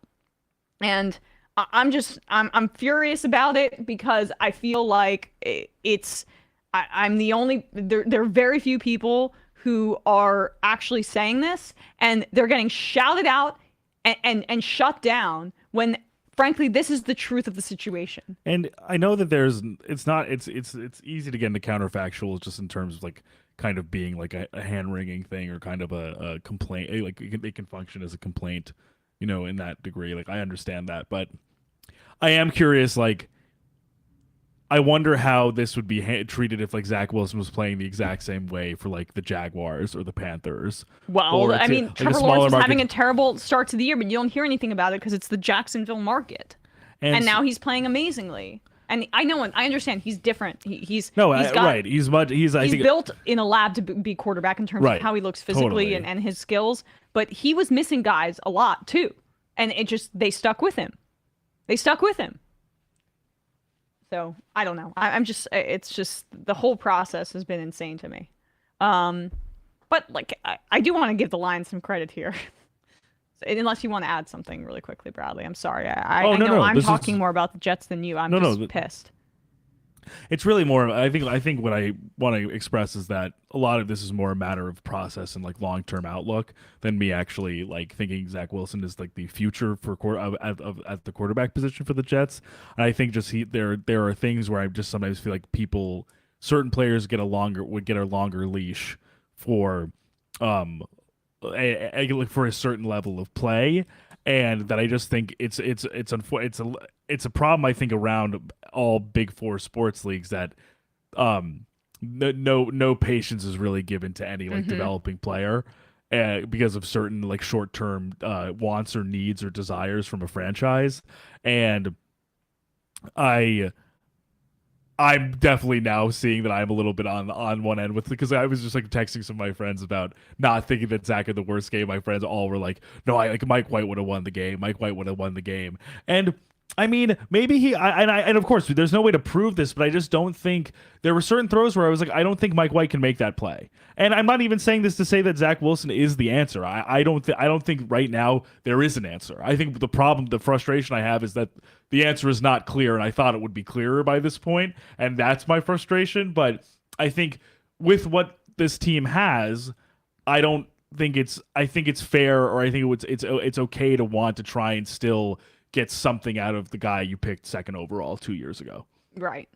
I mean, and when what your friends are saying is that they're part of this is just that Jets fans are starved for winning, and they're fine to win in the short term, even if it means that they're not developing their high end, their high second round pick or second overall pick the right way. You know what I mean? I think that influences it. There's so much pressure on them to win. And so, and that's why I think Saleh is being led by that. I think it's bad process. So, it's just some advice from a fan of a franchise that's won 2 Super Bowls in my lifetime. This is just not the way that you handle your quarterback, in my opinion, but whatever. I've beaten this horse to death. Now, just to give the Lions some credit, though, my Lions are making the playoffs take aging kind of well, right? And the Giants had some success and they won last night, but the Lions have that tiebreaker and they have the tiebreaker over the Commanders because they beat both those teams who are vying for those final playoff spots in the NFC. And the Lions, their schedule is favorable from here on out, right? I mean, the Lions have who they have coming up. They have the Panthers, the Bears, and the Packers as their final 3 games of the year. And the Packers is the final. And who knows? At that point, I would guess that they're going to start Jordan Love when they're out of it, just to see what they have at some point. So the Packers play tonight. We'll have to see. But man, I mean, the Dan Campbell. I was just joking, he basically reached nirvana on that trick play, that wheelbarrow thing to the tight end on it was an awesome play call. I mean, former tight end though. Yeah, he's like, yeah, trick play. Let's get this big boy in there. Going for it on 4th down for the touchdown. I mean, not to get graphic, but Dan Campbell had he was swinging his balls around. Right, sure. right. He was. But he also might have basically had a football orgasm on that play. No, he's made for him. As much as I think, he definitely, don't get me wrong, he has his warts as a coach. He routinely makes some really kind of short-sighted in-game clock management decisions. Usually once or twice a game. But there are very few in terms of decision makers and play callers, a more fun offensive duo than Dan Campbell and Ben Johnson. Oh, Ben Johnson should get, they are just dialing up the most inspired and fun stuff for their specific group of guys. And it just shows that this isn't just a gimmicky offense or a trick pony offense. They're legit. They have an established game plan and they execute it very well. Basically week in and week out since week 5. Well, and also, they can't. It's impossible to be gimmicky with those receivers. They have incredible, totally receiving core that everyone underrated going into the year. Amon-Ra St. Brown is a star. Jamison Williams did not, I think, catch a ball this game, but. He had a breakup. He that he was open, but then I think DJ Reed either came down with it or got a pass breakup on him. But he's still kind of, I think, adjusting to in-game reps too. He's off an injury. He's off an ACL, right? If they're able to make it to the playoffs, I would not want to face this offense. Yeah. DJ Chark, underrated. Khalif Raymond had a great Jones, play. Sorry, wait. Marvin Jones is on the Jaguars. No. Marvin Jones, not a Lion anymore. Yeah. But Raymond had it. Raymond had the punt return touchdown. Mm-hmm. He's super, super fast. And he's been bouncing around the league. He was on the Giants at one point. I saw some nice social media posts from Lions players essentially supporting him as well. But 1-6 to 7-7, that's not a really fluke. Impressive stuff. For sure. And also, just to add to your point that this is not a fluky offense, right? They just have other options. The run game, very good. Jamal Williams, amazing at the goal line. Receiving touchdowns, it's amazing. But Goff rushing touchdowns, it's amazing. Yeah, it's amazing. Goff did not target Sauce Gardner once, and they still were able to win the game. That's the thing. This is we're not throwing at this guy, but they have other options.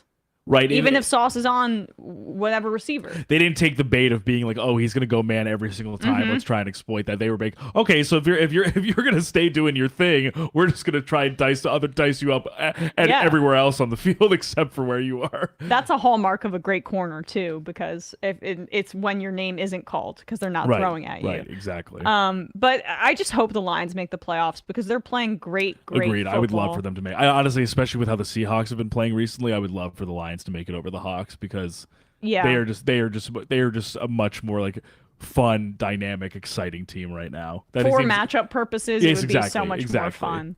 And it could be Lions Vikings and that could be really fun. Yeah, and then a game that they won in the regular season. Yeah. So.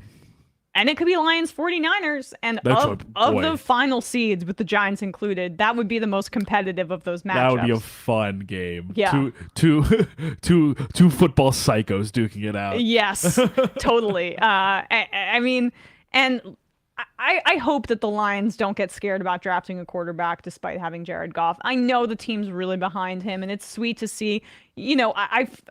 Whatever. I'll creep on the social media. I follow Amon-Ra St. Brown basically, and he was posting just funny photos of Jared Goff in costumes and stuff like that. Like, despite him being kind of a wet blanket in maybe the public perception of him, seems like the team has rallied behind him. That's important too, to see like that they support him and want seemingly like enjoy being around each other, and this is like what we were saying. And he's Walter Payton. They're Walter Payton candidate, I believe, as well. Yeah. Wow. So yeah, you can tell he's at least a good guy in the locker room. Totally. The thing for me that I like, that I also appreciate, is like what you've said, what we were saying.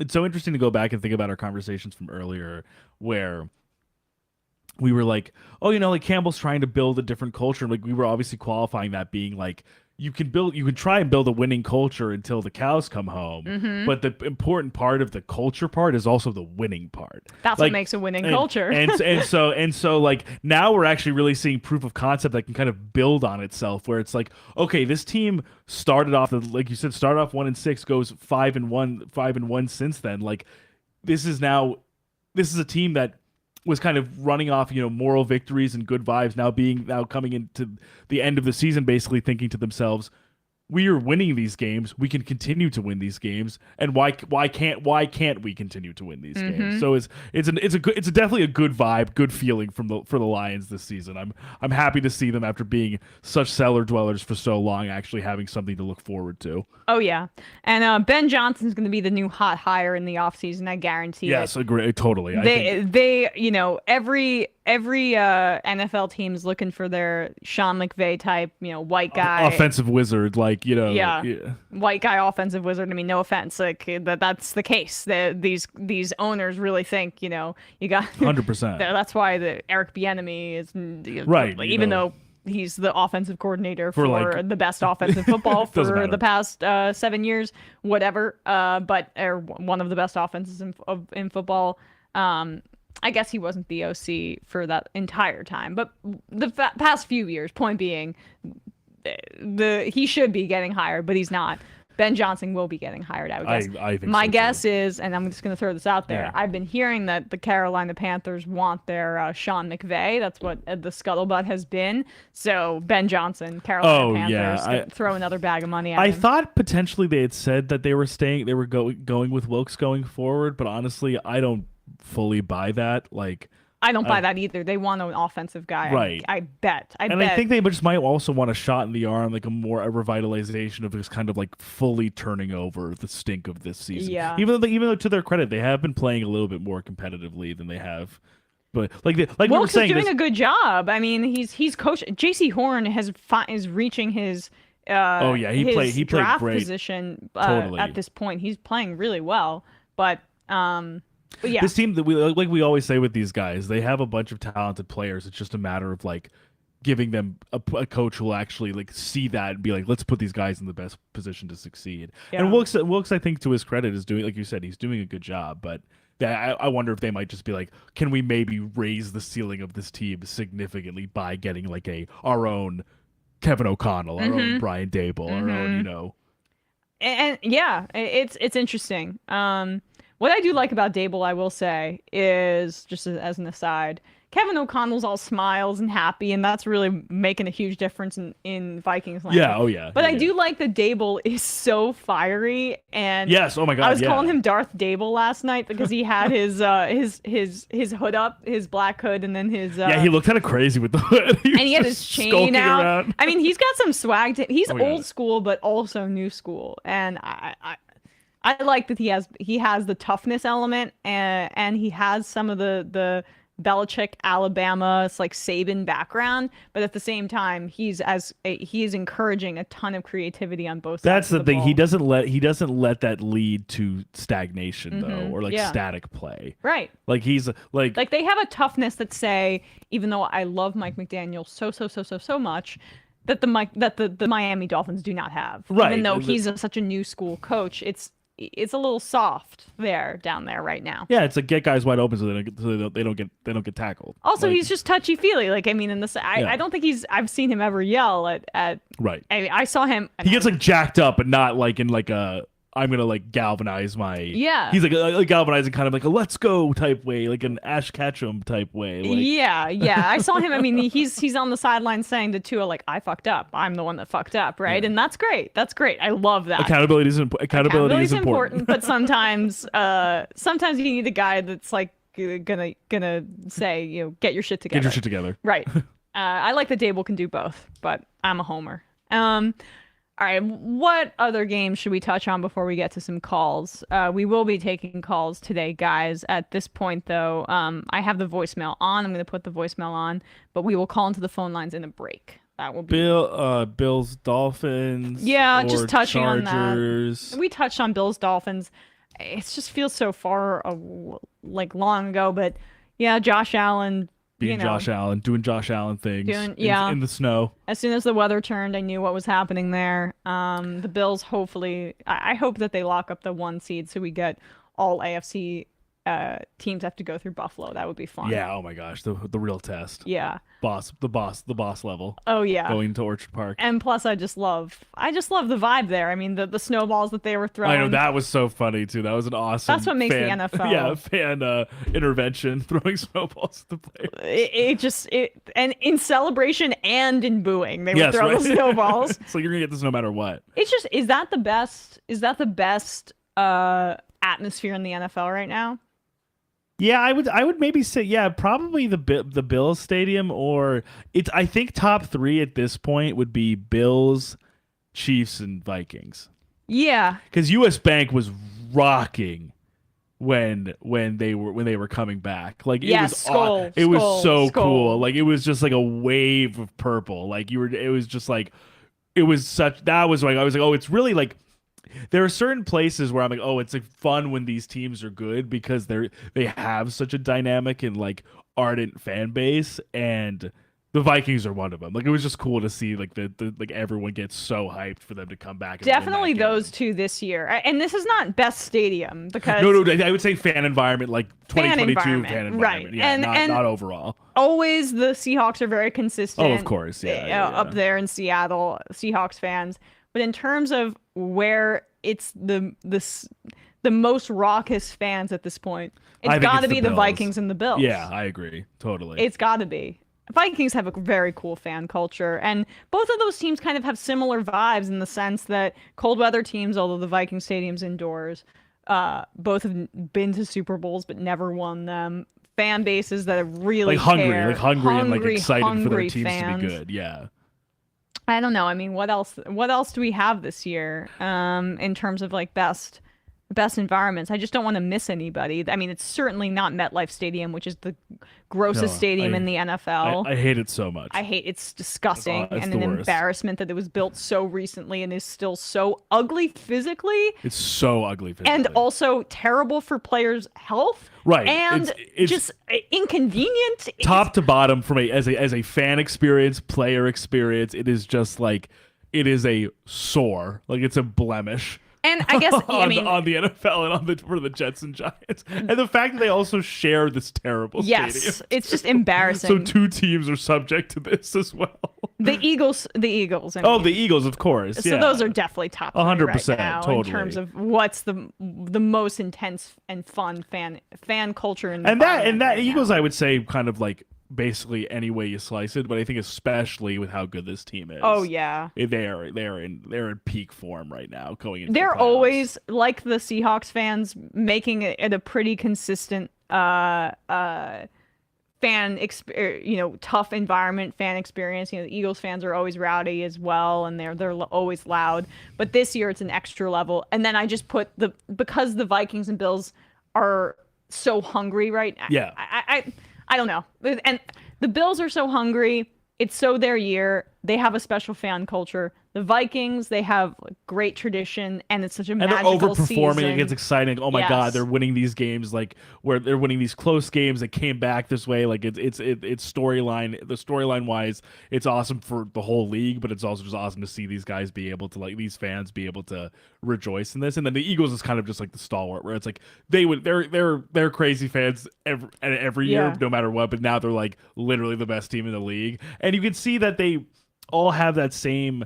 I think also the players kind of also mirror the intensity and the excitement too. Like Kelsey is like, an Eagles folk hero. Like, Yes. Sirianni has that Riling up passion the and that fans, intensity. trash talking. Yeah, and he likes to get loud and like kind of like celebrate on the sidelines. So like, I think they're really matching each other in terms of like intensity on the field and off. Yeah. All right. The final game we need to touch on, though, is just the Cowboys' collapse to the Jaguars. Oh, yes. It was. It's going to go a little bit under the radar because there was so much else going on. It's just the craziest weekend ever, and it wasn't the worst collapse in the sense that they only lost a 27-10 lead as opposed to what we saw with the Vikings, or even really just in terms of implications, what we saw with the Bucs. This was a paltry like sub 30-point comeback. I mean, so not as cool. Not as cool, but. It's just we've been saying it every week. Trevor Lawrence, he's really coming into his own. Coming into his own in terms of, I mean, next year he's having a great second half of the year at this point. But next year we're going to be talking about him like, okay, he's probably should be a top 10 fantasy quarterback. I think he's making the leap. Yeah, and I think if his supporting cast for receiving talent can improve even more than it already is, like that. He's in love with Zay Jones. He is in love with Zay Jones. Oh, and he's feeding Zay Jones. He's making Zay Jones his career. Yeah, Zay Jones I think had 3 touchdowns on Sunday. Oh my God. Well, as my partner has Christian Kirk on this fantasy team, so we watch this closely as well, and he's just like, God, another Zay Jones touchdown, another one. And so mix it up, Trevor. Come on, man. I know, but at the same time, it's working, and definitely. Oh my God, yeah.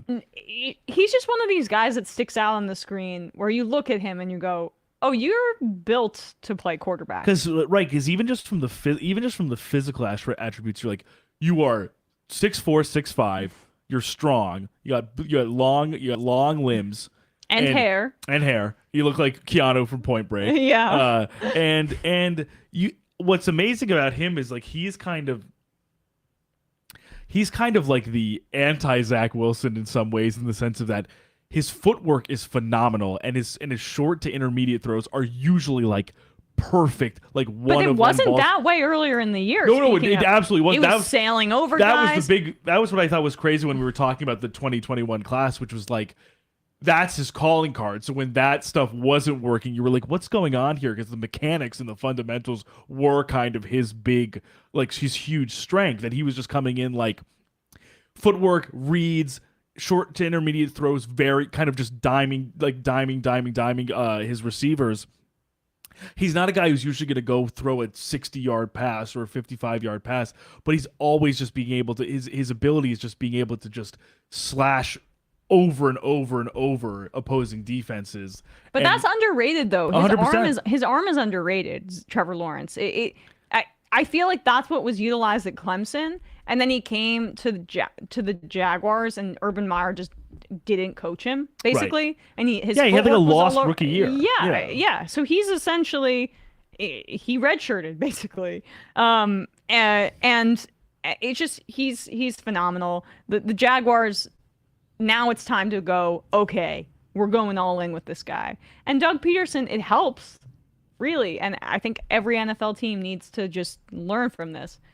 When you have a rookie quarterback, get him a quarterback whisperer. Get him a former guy. Get him an offensive player. And it's a bit of a lost art to me because, look, I'm a Giants fan. I loved Tom Coughlin and these defensive teams and, Parcells and that whole culture in the NFL. Right now, the rules are set up that is not the way to really have success, especially if you have a guy like, for example, Trevor Lawrence, or someone with, or like Josh Allen, or like Justin Fields, like a guy with Josh Allen. That's a notable exception, is having the Sean McDermott defensive head coach. That's really it right now in terms of the high-end teams. It's a real credit teams. to Dable too, in Buffalo, and now Ken Dorsey. So I have my issues with Ken Dorsey's offense now. It's more just on Josh Allen at this point. That's because I think Dable was able to I think Dable kind of, in a way that's distinct from his Giants offense, is really make the most out of Josh Allen without him seeming as if the entirety of the offense rests on his shoulders, which is kind of what we're seeing in Buffalo now. But I think I totally agree with you in the sense that I think those defensive-minded hedge coaches, where that's kind of the calling card, guys like, like you said, guys, like even thinking about a guy like Mike Tomlin almost seems almost like a relic, even though he's obviously been in the he's the most, if not one of, if not the most tenured head coaches in the league, is because I think just the quarterback play has shifted so significantly to guys who are such great athletes and are such young guys, where it's like you want to make the most of what these guys have like right now. Like You want to win on the quarterback's rookie contract. Right, exactly. You want to be able to capitalize on that. And the way you do that most efficiently is you have someone like Doug Peterson. I mean, this is why the Jets are messing up with Zach Wilson. They have a defensive head coach who I think is mismanaging the situation. But they stuck with him. Doug Peterson sees his upside and knows how to play to his strengths. Right. And it builds confidence in the whole team when you have your stud number one guy who's playing at this level. And the Jaguars are in a media market where they allowed him to cook and marinate. And Trevor Lawrence, he had an interception in this game. He lost a fumble in this game, but they're aggressive. Which is problems he's had before. With it. Yeah. And he had a bad first half. He didn't have 100 yards passing at halftime. Right. Stick with it.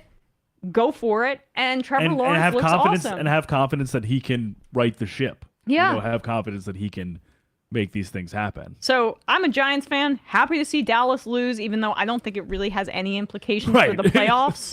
They're still going to make the playoffs and they're still going to make noise. But we're seeing a little bit of Mike McCarthy that I love, that I know and love. It's getting to be Hated when he was on the Packers. Love when he's on the Dallas Cowboys. It's getting to be that time. Yeah, it's getting to be Mike McCarthy time. The winter solstice is nearing, and the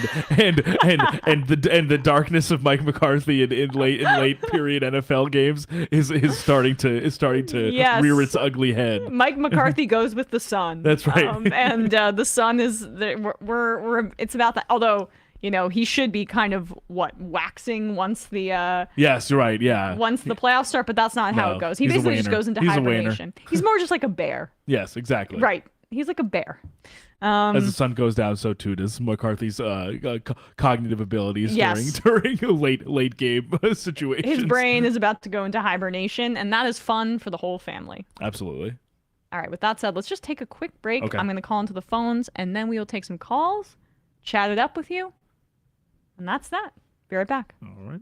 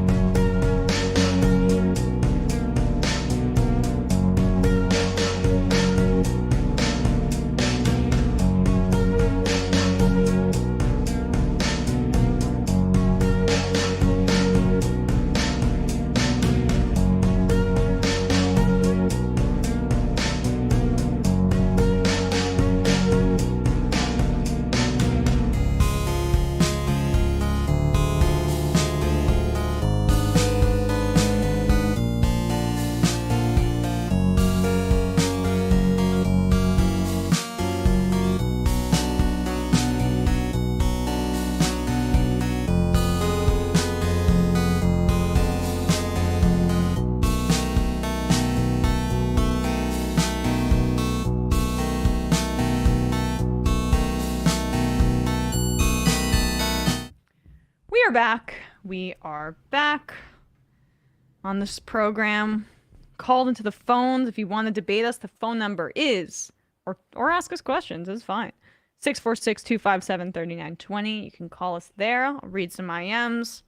Let people call in. Again, 646-257-3920. Casey answer, you're so faded with that Pat Mahomes take.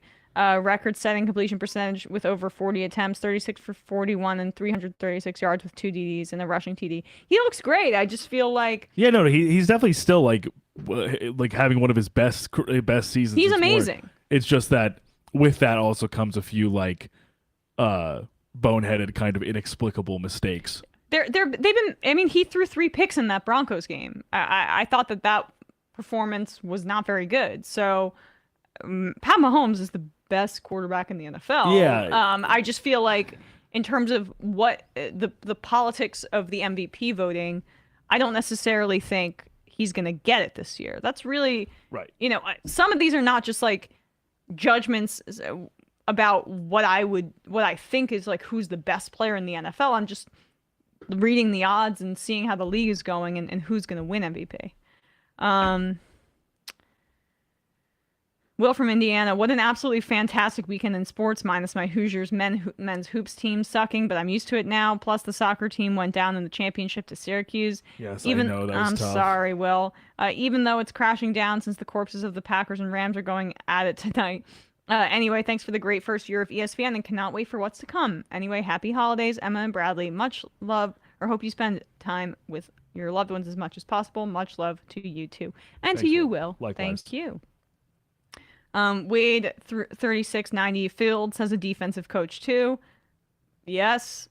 But to Eberflus's credit, Luke Getsy, the offensive coordinator, is doing most of the play calling. So it's not as if Eberflus is being like a monopolizing the offense that way. But yeah. I just think broadly, I would love a real creative offensive mind as the head of the tip of the spear for Justin Fields. I mean, and if Fields wasn't running the football in the way that he is, like, do I put that on the coaching staff? His ability to act. They have no offense if he's not running the ball. Right. They didn't let him really 100%. run the ball earlier in the year, and they didn't set him up for success in the passing game. He's overcoming this because he has that elite physical ability.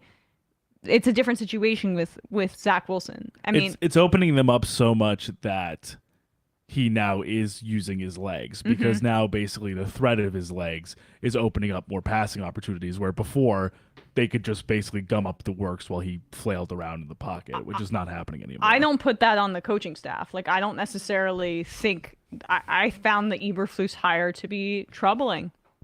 In the short term, Fields looks good, but like, can he reach his potential fully with that staff? And again, it is also, if you have the self-awareness, I think it remains to be seen if Eberflus does have the self-awareness to set him up long term. But with I had a brain fart. Point being is the Sean McDermotts of the world are fewer and further between, and I hope Eberflus is that, but I don't know if that's the case. Yeah. Emma's Bookie, I think you vastly overestimate the Mike White mania and the actual fan base. I think most of the fan base realizes that Mike White isn't the long-term answer. You act like the New York Post / WFA and boomers are the vast majority of the fan base. I'm honestly, I know a lot of Jets fans because I live in New York, and I don't think I'm underestimating it at all, honestly. Well, those fans and Post guys are the loudest ones, also. Yeah, there's that. Which is hard to avoid. Yeah. Silly me, not a great team this year, but never forget the Steeler fan base is a top 3 contender. That's true. Oh yeah, of course. All time, yes. All right, let's take a call here. Calling from a 301 area code. Who's this? Where are you calling from? This is Seth from Maryland. Who from Maryland? Seth from Maryland. Seth from Maryland. Hey, Seth, what's on your mind? I just wanted to talk about the fan experiences. Not this year, probably, with the way things have been going the past couple of weeks, but when the Ravens are hot, it's a great time being at M&T Bank Stadium. Oh yeah. Yeah, like I grew up with season tickets. I used to go to all the games all the time, and it was just always a great experience, especially with like I don't know if you know about Real Fan Dan, the guy who sells out Ravens with his body. No, I didn't know. I don't know about him. No. You should look him up. He's Oh, We lose you? Oh, we lost sorry, you. Seth. We will look him up. Yeah, but the if Ravens, if you call back in, we'll try and pick you up again. there's something, and I think we're zeroing in on it. There's something about like a smaller market that isn't New York, but isn't that small either. I mean, Buffalo is smaller, yes, but that's kind of unique. But Minneapolis and Baltimore, right? They're middle.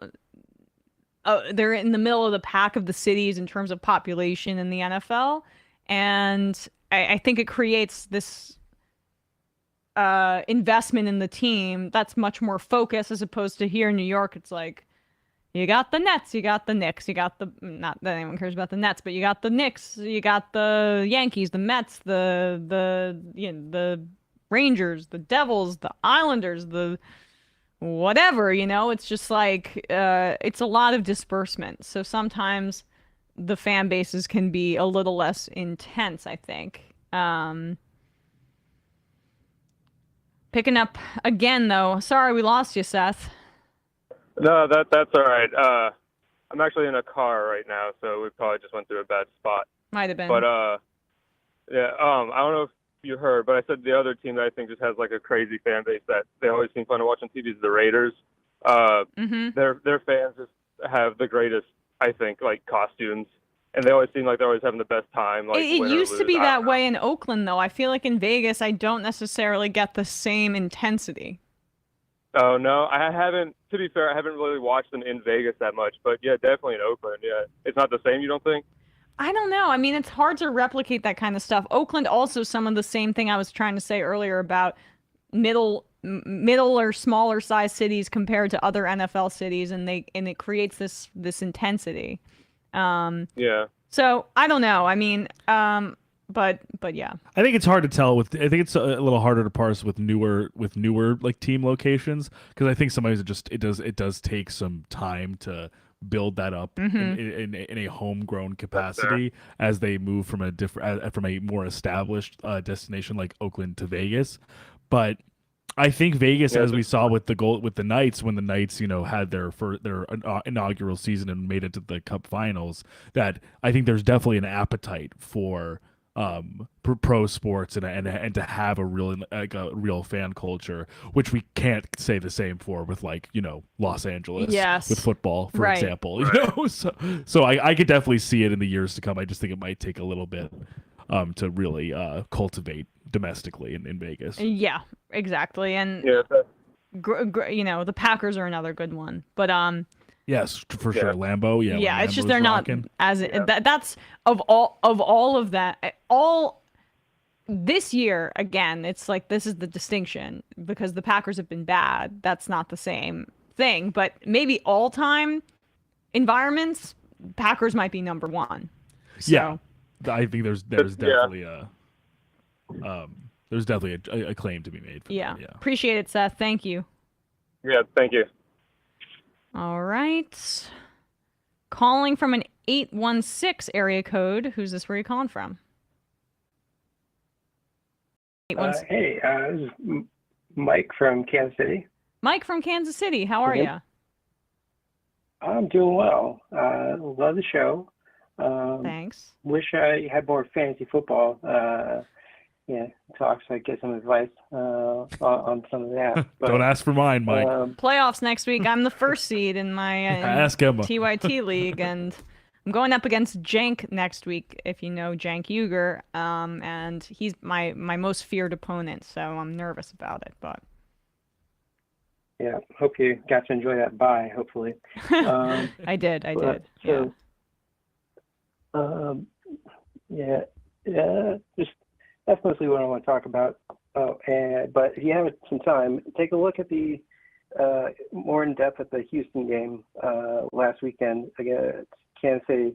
It looked at some level like the refs were just trying to keep Houston in it with almost 100 yards of penalties, which was pretty insane for what they weren't calling then on, the punches to Mahomes' face. It was pretty incredible. I'll take a closer look for sure. Yeah. Love the show. Keep it up, guys. All right, appreciate it. Mike. Thanks, Mike. All right. I think this will just be the final call of the day. Sorry, guys, but lot to do. Lot to do this week. This was a jam-packed show. We usually get the calls around like 5:30, 5:35. Yeah, try to. Yeah, right. All right, calling from a 773 area code. Who's this? Where are you calling from? Oh, hi. It's Wade from Minneapolis. Wade from Minneapolis. Hi, You are the Wade. final caller of the day. Oh, nice. Yes. Well, I'm not a libertarian, so That's good. What would the equivalent of a libertarian sports fan be? A Tua fan. Yeah, that's our libertarian to an honor. To and on. Yes, exactly. Well, no, I just wanted to say I appreciate you guys for doing the show. It's, I don't know how you guys find the time to be up to date with all this, but I found that a lot of your commentary helps with fantasy sometimes too. That's But, good. Yeah, Good to I don't know. Just in terms of knowing the ins and outs, all this sideline stuff that I don't. Well, we don't have children, so that's part of it, and maybe true. that'll change in the end. And my brain is a Fair rotting husk. Yeah, same here. Fair enough.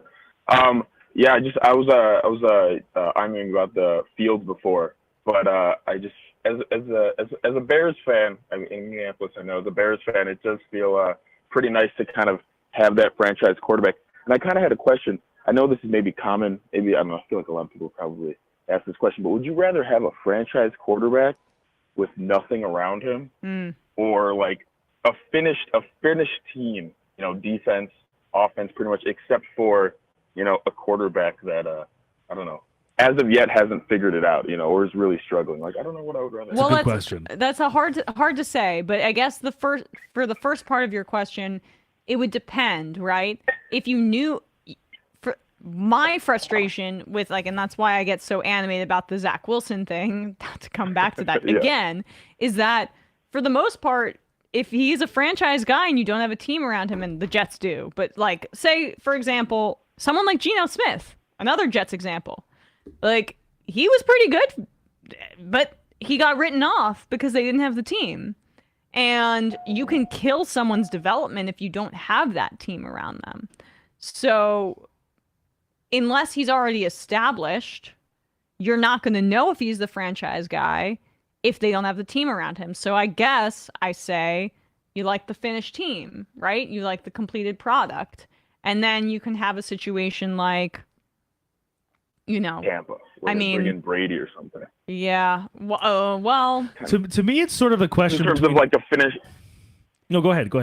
Yeah, no, go ahead. Oh, just in terms. I mean, it's kind of like, I know. I guess that's the whole point of the NFL, right? Trying to line up your franchise quarterback with the rest of your team at the same time, And Yes. what happens when you have one but not the other? And I don't know, like we say, you got to do Brady and bring in Brady for a year, or I don't know, would you rather have this sustained success? I mean, I'm very biased. Obviously, I'm going to take Fields because he's just I don't know, this generational talent, and they can only get better from here. So. Yeah. Well, I mean, also, sorry, Bradley, go on. Oh no, I was just gonna say, for me, I almost see it in terms of if for two practical applications, one choice that for you, it's almost me deciding between would I rather be the 49ers with Jimmy Garoppolo, or would I rather be the Chargers with Justin Herbert, essentially, where it's No, you'd rather be the Oh, 49ers because they can get somebody in free agency next year. So to augment, to basically be the last piece of the puzzle. Whereas Herbert, he's I think one of the highest ceiling quarterbacks I've ever seen, but it's that team requires, I think, more work to be what they need to be for him. So Yes. I think if I'd rather take the team, for example, to apply it that has the weapons that the Niners have, even if the quarterback himself is not the best, but the team is so good that that's almost not super relevant. and here's my case for it as well. The last Super Bowl winners, okay? Excluding the Patriots, because Right, gotta do that. They're freaks. The Rams were a team that acquired a quarterback after their team was already built. The Bucs acquired a quarterback when their team was already built. The Kansas Right. City Good Chiefs, point. okay, quarterback on their rookie contract though at that point when Mahomes won the Super Bowl, and I joked, we're like, if Mahomes doesn't win another Super Bowl, we're about to have another Aaron Rodgers conversation where it's like he can't be the greatest of all time because he doesn't have multiple rings. But Ranks. we'll get there when we get to it, or we'll cross the bridge when we come to it. The Eagles won. It was the Patriots, then the Eagles the year before. Nick Foles is their quarterback, completed team. Then the Patriots again. The Broncos beat the Carolina Panthers. Right. Trade for Peyton Manning. Traded for Peyton Manning. That team was already in place. The Patriots again. Seattle Seahawks. Russell Wilson on a rookie contract. The Baltimore Ravens, that was before they extended Joe Flacco and they beat the San Francisco 49ers. The last team that wasn't the Patriots that to win the Super Bowl with like an established quarterback at that point who wasn't acquired later, who was built with the team, was the New York Giants. They beat the Patriots, 21-17. So to answer your question, I think the proof is in the pudding that as of now, more teams than not that had built the team around them and then got their quarterback outside of the Patriots. So that's my answer. Oh, man. That's almost an argument for not worrying about franchise quarterbacks. Well, I Which think is so bizarre because I guess that whole decade had like Roethlisberger and Rivers and Brady obviously, but he was winning. A lot of these guys who were with their teams for a long time, but not necessarily winning Super Bowls, or besides getting to the playoffs regularly and stuff. Yeah, I think it also, especially now in this time in the league too, like with what we saw with Stafford and the Rams, is that some teams are, regardless of what it might mean for their long-term future, are willing to go for broke if it means that they think that they can capitalize on this window, as opposed to trying for a more like slower phase of development. Like a team like the Rams basically was like, we are good enough that we are one Matthew Stafford away from winning a Super Bowl. With the Bucs, we're like, we are one Tom Brady away from winning a Super Bowl. Yeah. Like, yes, they are, I think, de facto franchise quarterbacks in terms of their skill level, but like they didn't need to be homegrown Rams or homegrown Buccaneers to win a Super Bowl for that team. Well, there's a reason Brady picked there as opposed to somewhere else where he was being courted, like the Las Vegas Raiders or the Dolphins at some point. Well, that's a whole different situation. But yacht ball. They were a set team when Brady showed up, and yeah, I think that as of now, like that is the test case, right? If you have the franchise quarterback and you don't have a team, you are Green Bay, right? Mm-hmm. And that's always been the problem for Aaron Rodgers. Is Rodgers truly is like year in year out, except this year basically, one of if not the best quarterback playing, and he has since he has such a sclerotic receiving core and very few weapons to kind of back him up, that he's always kind of running up. It's like the myth of Sisyphus for Rodgers. He just runs up the hill with pushing a boulder to get pushed back down. Exactly. Once Christian Watson drops another touchdown. What'd you say? That means healthy Aaron Rodgers to the Jets next year, finishing. Yeah, that's right, Wade. Let's go. That's what I like to hear. Appreciate it, Wade. He's gonna do it, isn't he? Yeah, have a good one. Thanks, guys. Have a good one. Bye. All right, bye. All right, that was the final call of the day. That was a good one. We're gonna read some IMs and get out of here. Bye. J-Man Raps, great show. Happy holidays. My Raps are going to finish ahead of the Knicks, by the way, Emma. I was going to throw down that gauntlet. Left is best. Well, the Knicks...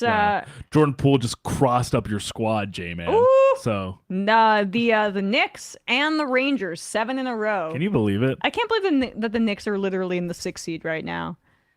Brunson's playing really well. He is. He's so efficient. I'm really amazed by his ability to kind of be the adhesive or like connective tissue that this team is so sorely needed for so long. So, and I think RJ's getting back into form. I think I was a little hard on him earlier. No, I think he's regaining that confidence. He's getting back into a little bit of bully ball. Grimes is looking good. Sims, I'm getting back to being happy about. You're this buying team. in. Yeah. Well, I mean, it's just it's hard for me to get super excited because I'm a bit in limbo with the Knicks. Like Well, because it's still Tibbs is still my problem. That's the thing. That's my problem. The team is not going anywhere until Thibodeau is gone. It's like I love the success, but I'm also like I don't want them to be so good that they're like, Tibbs is the answer. Because Yes. like, no, he isn't. He isn't. He is not. isn't. He's gonna. They need to just bring in somebody who is gonna be a bit like. I mean, look, Ambitious, Randall's just playing like- more ambitious with the team, more creative, less conservative, more interested in taking Movement, like moving in the half court, just like people not standing in the same place. Yeah, Like, and also stuff with in the way I feel like Toppin is wasting. And I know he's playing pretty well, but they need somebody who's a little bit more creative, less defensively minded. Returning to Zach Wilson. Who's gonna these athletic guys, these guys who are Developing high level yeah. athletes, like develop them and like see what you've got. see what you've got. Yeah. Totally. I agree. And that's why we're in limbo with Tibbs, but at the same time enjoying the success Yes, of for course, now. 100%. And Randall, they should sell high on Randall and Yeah, trade him back to the Lakers. yeah. But at the same time, Randall's playing really well, and you see just the fact that with Brunson playing like this, the Knicks are just a much more efficient offense because you can go to him and it doesn't have to all go through Randall, which is where they fall apart. And he can do a lot more things where it's like he can take guys off the dribble, he can shoot threes, but the biggest thing is he can just space the floor because he can pass. Mm-hmm. Like he can just make plays. Like he's someone who he's a high basketball IQ guy that they've missed for a long time who can literally just find people who are open. Yeah. I actually meant to make this point, and I'm so sorry I keep coming back to the Jets. I'm No, obsessing. no, but no Mike worries. White is Jeremy Lin, right? Oh, I love that. I It's absolutely true. love that. Right? He's probably been successful for less time than Jeremy Lin though. I know, but the obsession with him is like he's the answer, and And there was no like actual. The only part of the difference too is like there's no like ethnic pride in Mike White. Yeah. Because like he's just a right, white guy. right, exactly. Mike White. Mike White. He is as white as it gets, Mike White. a descriptive last name. Yes, and a descriptive first name for him to just be named Mike. He's that guy, Mike, Hey, right? Mike. Listen, Mike. Brennan from Kentucky. I'm down 23 points in fantasy playoffs. Opponent doesn't have any more players. I still have Packers defense and the choice of A.J. Dillon or Aaron Jones. Sweating it because Jones was hurt before bye week. Any thoughts? It seems like he's going to play and he's going to be fine. Brennan, if you're in full point PPR, you should go with Aaron Jones. He's the higher upside play. Yeah, I agree. He's just also more of a he's better on screens, like yards after the catch, and he just I think is he's just faster and like less. A.J. Dillon's role is to bulldoze people. Right. All right, just a few more, and then we're gonna get out of here.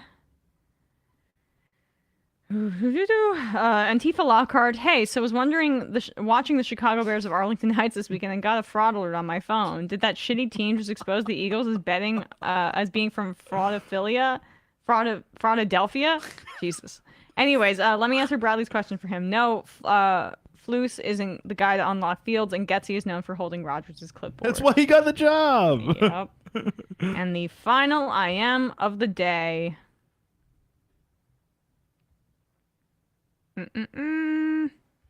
Mark, Bill probably wants the all-time win record. Yes. Yep. Fair enough. Fair enough. Still feel Record like chasing, baby. We love it. We love it. It is so painful. Could be retired. 71 years old. Could just be chilling with his wife, children, grandchildren. But gotta fly to fucking Charlotte to win a game like 18-5. Yeah. God, that's the ugliest score imaginable. And his wife, like, she's very active on social media. It's his second wife. Oh yes. Take a look. It's just fun. Look fun. up. Fun to see him in the wild. Yeah, do us a favor, guys. Google Bill Belichick pirate. God. I can't. She must. I don't want to say. Well, she just must treat him right to get him to participate in her social media antics. Is all I'll say. It's total second wife situation that we've got going on. Happy anyway, for them both. Yes. Many happy returns, guys. Yes, I hope that they're happy for the rest of their lives together. Anyway, very Don Draper, Megan's second wife whatever. I'm tired. Bye. End of show. We'll see you on Thursday for Bye. ESVN OT. Bye-bye.